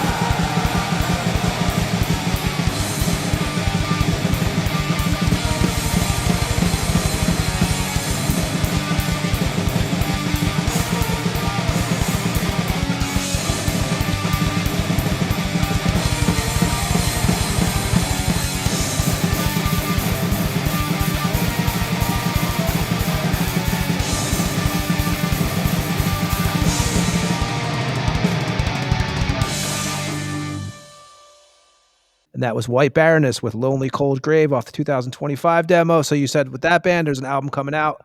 And let's get to the new Morgal record, man. I listened to some of your press that you've done, and I've heard mentions of the record and stuff. You guys also hooked up with a booking agent to like Hellwind Rituals, also, I believe. Yeah, yeah. That's our booking agency. Not a lot of mention shows booked by it yet, because let's say last year or 2 years has been really quiet for us because of the lineup situation. And after we recorded the album, there was a few shows that we played with this whole new lineup. But it's kind of, when we are waiting now to album to get out, we don't have so much interest to play an old set. So we're kind of waiting to new album to get out, and hopefully then like hit it totally, like gas pedal to the max for the live shows. So hopefully in the future we're gonna play a lot of shows booked via yeah, because 2024, I didn't see you. I saw you guys did the 30th anniversary Earn show with Blood Chalice and Womit Angel. And you guys did what? You guys did a private show too? Yeah, that's the last Helvetti Irti that we organized, and it was first for a long time. Because nowadays we have a decent rehearsal place for that. So we wanted to do. We knew that we're gonna have this show in Turku that you mentioned, and we kind of needed one warm-up show for that, because it was the first time that we were going to perform with Tomb Necrophiler. So we did the private show before that, and there was also our drummer's birthday party at the same time. So it was I think I saw super fun. It was super flyer super, you guys had. A flyer for you guys had. What is it? Fuck around, find out, or something like that. Yeah. You guys had like it was a private show. If you fuck around, you will be fucked around. Yeah, something like that. Yeah, I saw it. So you did the Earn 30th anniversary show too after that. So let's get to the new record. So I don't know what you can say. Obviously, you know, there's not much out there about it. Well, there's you can hear one song that we played in Turku. It's actually, you can find it on YouTube, the live show. It's called Storm Chaser. That's from the upcoming album. You can play this show if you want. That's okay. But yeah, there's not a lot of that I can tell you about the new album. All I can say that is it's how many songs? How about that? Can you tell us that? 6 songs. And Werewolf Records again? Yeah. Okay. Is the album art done? Album art is coming right now. I have seen some kind of pre stuff, but I have not seen the latest version for that. Is Joe doing it again? No, it was some chick in Brazil. I can look up it for Instagram. She's done cover art for Lauri in I don't remember which band. True Werewolf, I think. It was some Tatiana. I don't remember the whole name, but unfortunately, she's done a few album covers for True Werewolf, so she's gonna do the upcoming album cover art. And do you guys have a title? Even if you can't share it, do you guys have a title decided? We have decided the title. I'm not sure if I can say it. Well, what the hell? If I'm going to jail for it, I'm going for jail. The album name is gonna be "The Damned from the Seventh Circle." And you know, writing now. So yeah, you have you have 2 guitar players and stuff involved. You have and lyrics now, right? Because like, so Nicholas, Lord Warmoon, he was handling all the lyrics previously. Yeah, he did all the lyrics for earlier albums and EPs and demos and basically everything. So now is it is it you doing it now, or is it Tomb Necrophiler? I did lyrics for Storm Chaser,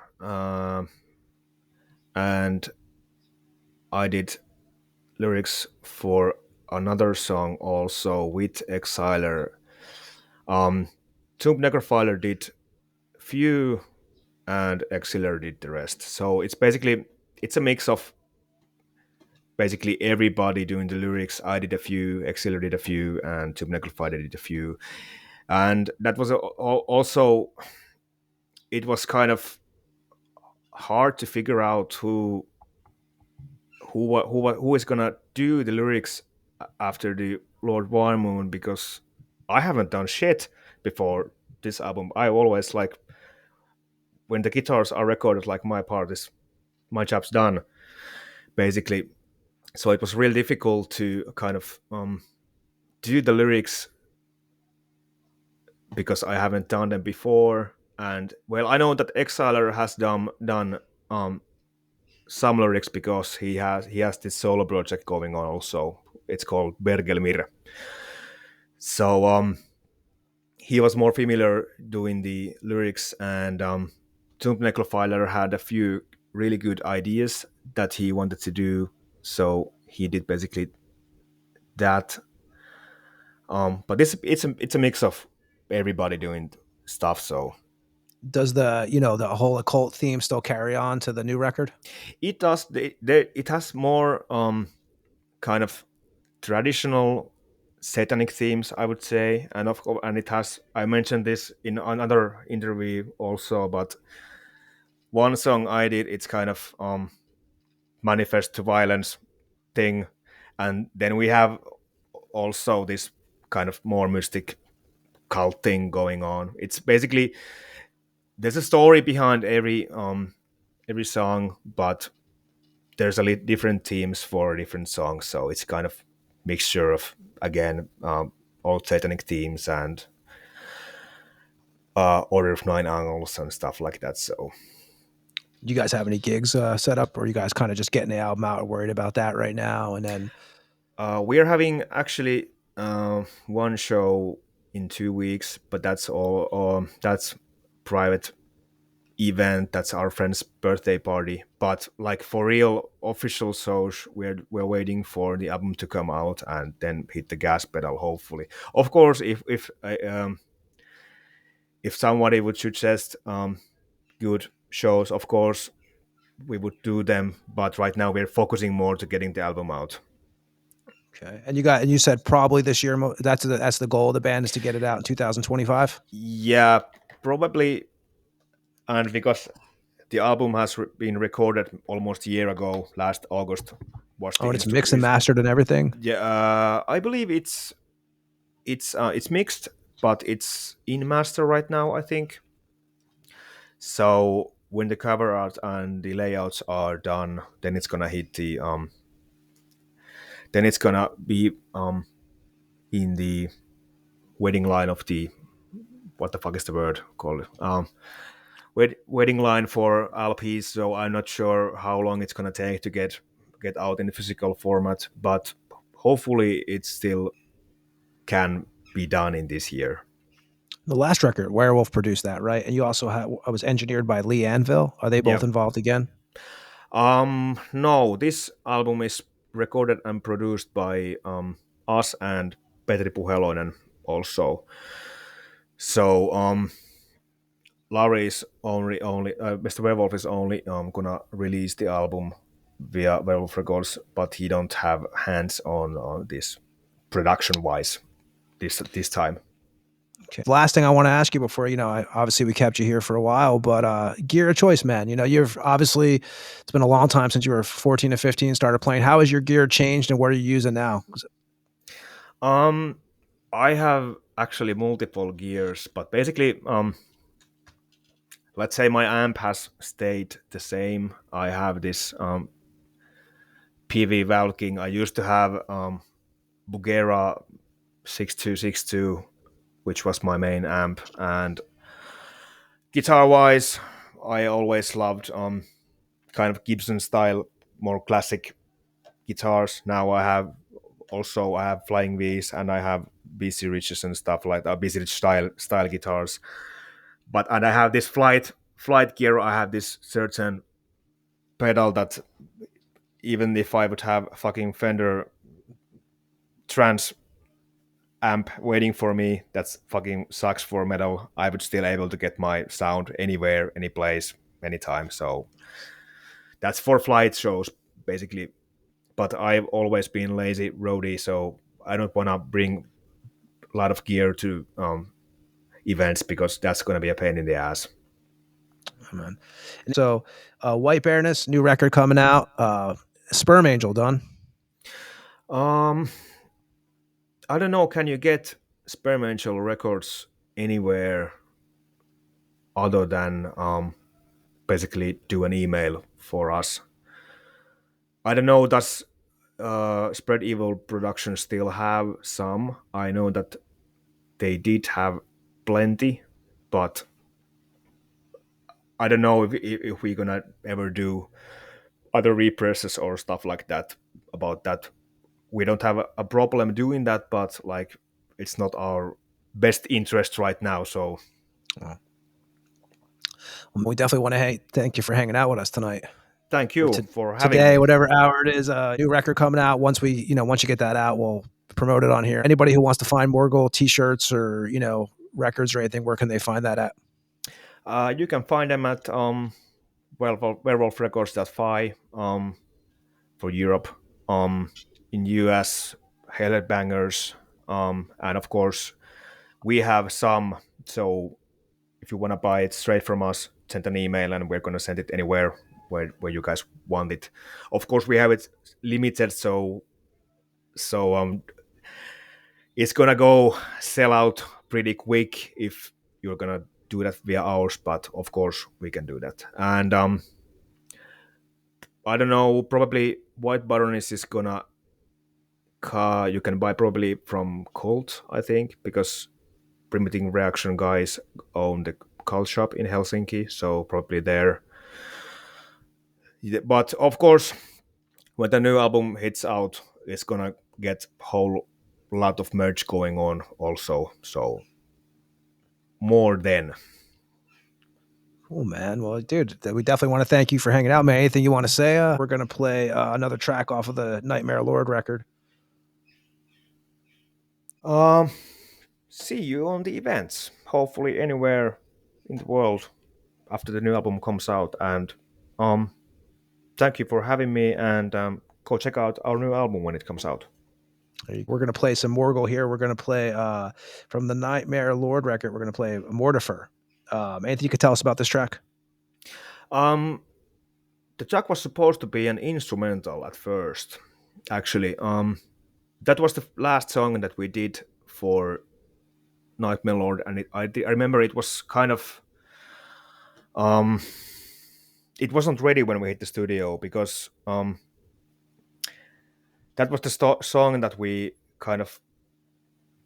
were figuring out that are we going to do it instrumentally or are we going to add some vocals, and we kind of wanted that it's gonna get done in the studio. So because you get a lot of different ideas when you record, so we didn't want to make it too ready for the studio. We wanted to kind of have this certain feel that it's kind of done when you record it. So but it's a nice ending song for the album and nice ending song for this podcast. There you go. Yeah, there's the final track on the Nightmare Lord record. We're going to play it now. Again, dude, thank you, Crusher, for hanging out with us. Thank you for having me. It was a pleasure. Yeah, we'll say goodbye to you in a second, everybody else. This is Morgal with Mortifer off the Nightmare Lord record that came out on Werewolf Records 2021. We'll be back on the Tampa Morgue with me and Ed after this track.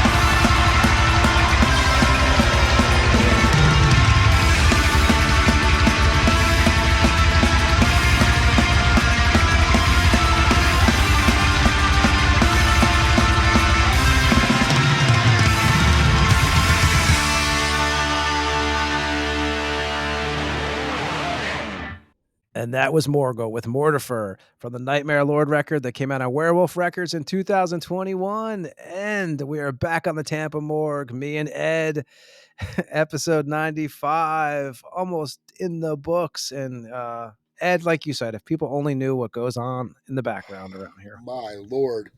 Yeah, I mean, a fly on the wall, you know, the stuff that's talked about that's not on the air. By the way, if you want it, $9.95 for a subscription a month, and I'll be glad. I'm the one who does the editing, so I'll send it to you. You can hit me up on my personal bank account.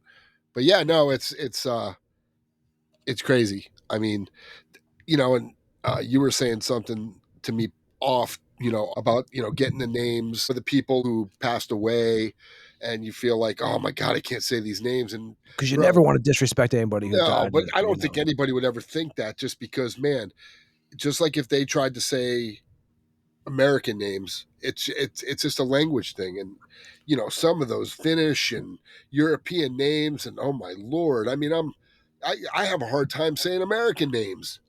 When I get the releases sent to me, like, it's almost like I look at them and I just have my fingers crossed. I'm like, come on, man, you know, like, because some of them I mean, you know, I just can't pronounce some of them. I can remember as a kid even reading, and I could read real good. And I'm like, spelling, that was one of my better subjects. Spelling and math were like, and I could see a word and I knew what the word was, but sometimes your brain doesn't process how it's spelled, and then you struggle, and it's just a thing, man. I was telling you, but before we do the musicians, like all the musicians who pass away, we get this list sent to us, and I see it before we do it.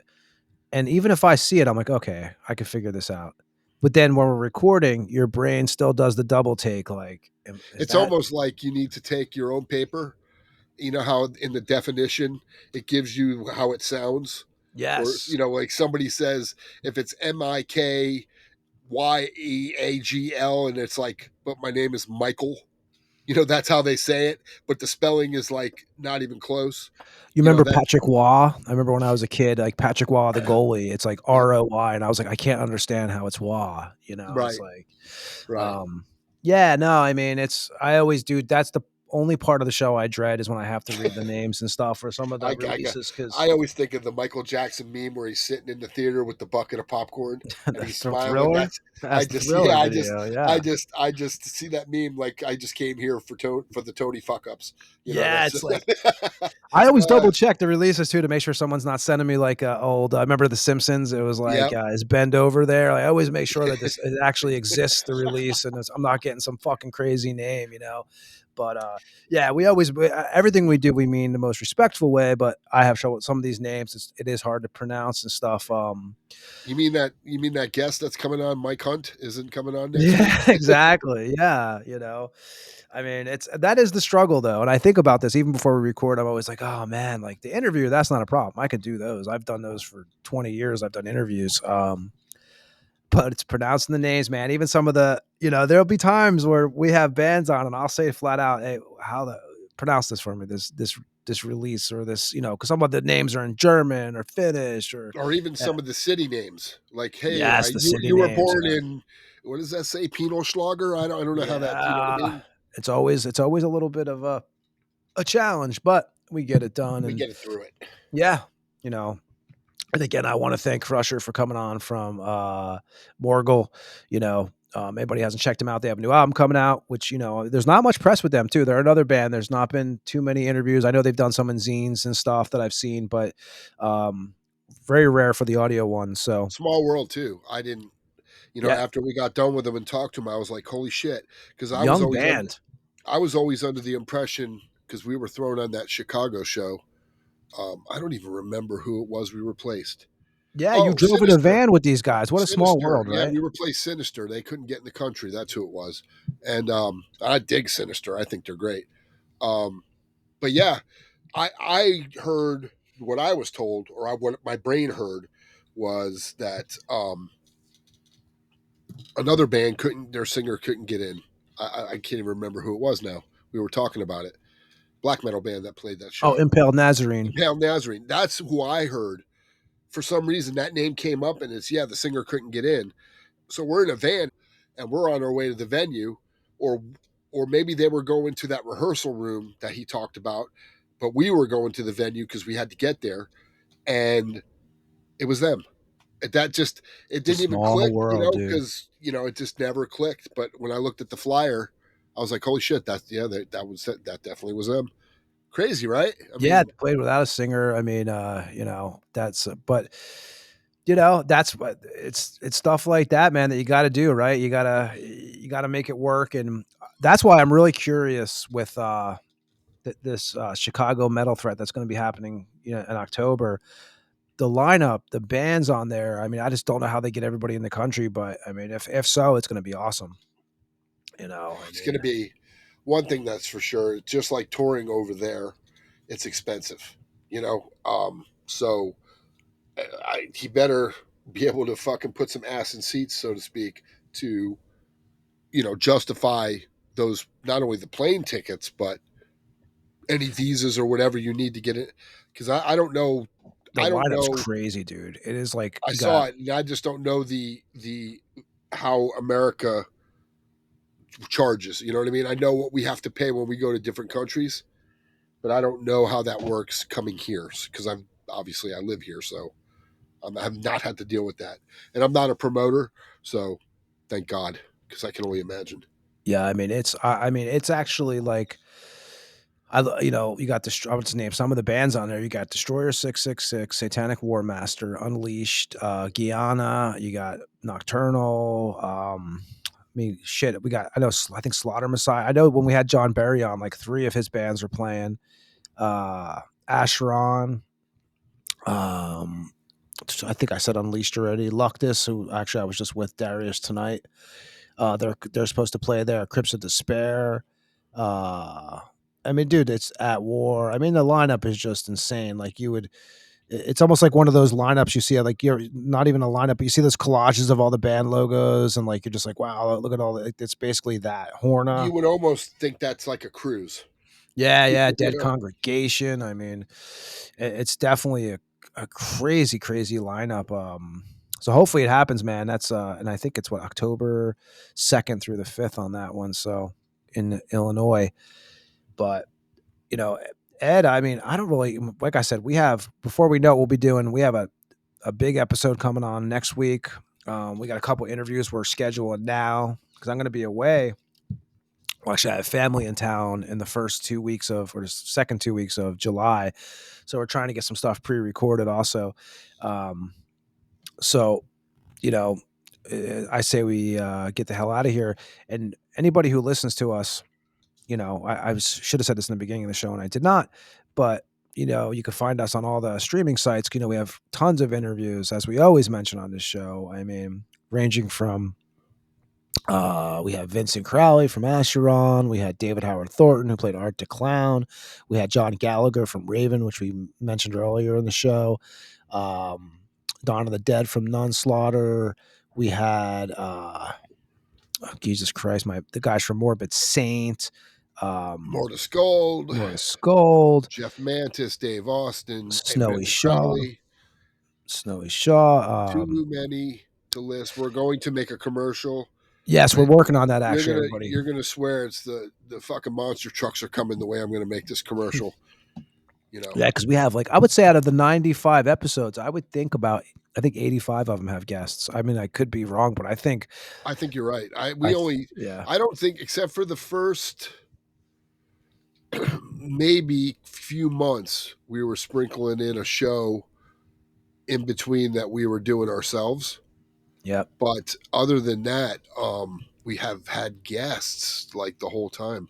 I mean, we're Especially finding out towards the end. days before even we had that anal vomit Days, interview. I mean, hours. yeah, that was 10 hours. We had Yano from Anal Vomit on here, and that was 10. Not only was it 10 hours, but they were leaving on tour in 15 hours. And he's like, "Hey, you want to do it?" And so we made it happen. So it's kind of actually I'll be seeing Anal Vomit next week on the 25th over here in Kaunas, Lithuania. Part of their tour, they're doing 38 dates. Yeah, we have a shitload of shows. I mean, like Ed said, I mean, you name it. We've had a bunch of guests on here. King Fowley, which I always Someone asked me the other day, they're like, "What's your favorite episode?" I said, "I don't really have a favorite episode, maybe, but definitely one of my favorite guests was definitely King Fally of Deceased."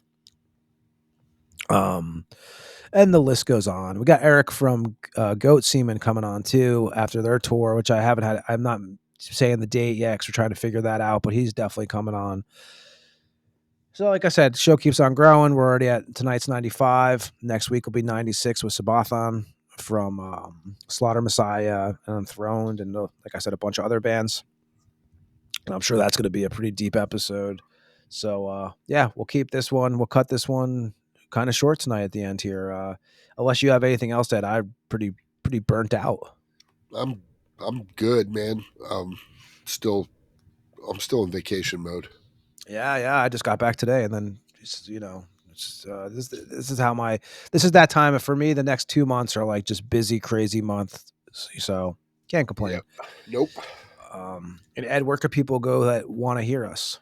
Oh man, you can look in your mailbox at the UPS store. Apple, Spotify, Amazon. Actually, I actually tried Amazon, and we were there. Are we really on Amazon? I always say, because they have a podcast. Yeah, I was surprised. YouTube, we don't do video, but we're on there.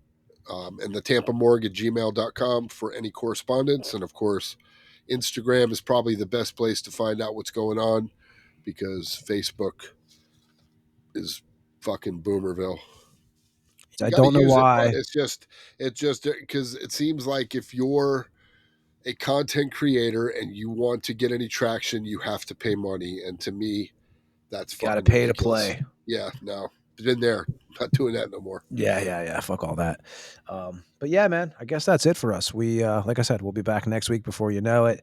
And as always, we appreciate everybody who listens. And I totally noticed that all the people going back and downloading all the old episodes, which is that really I think is cool, man. Like, yeah, it blows me away, and I'm so appreciative that people are taking the time to actually filter through.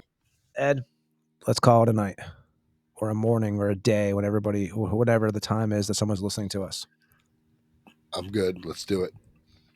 Episode 95 done. Thanks everybody listening to Tampa Morgue, and we'll see you next week. Peace. See ya. This is King Fally from Deceased, and you just listened to another episode of the Tampa Morgue. Tune in next week and stay fucking dead.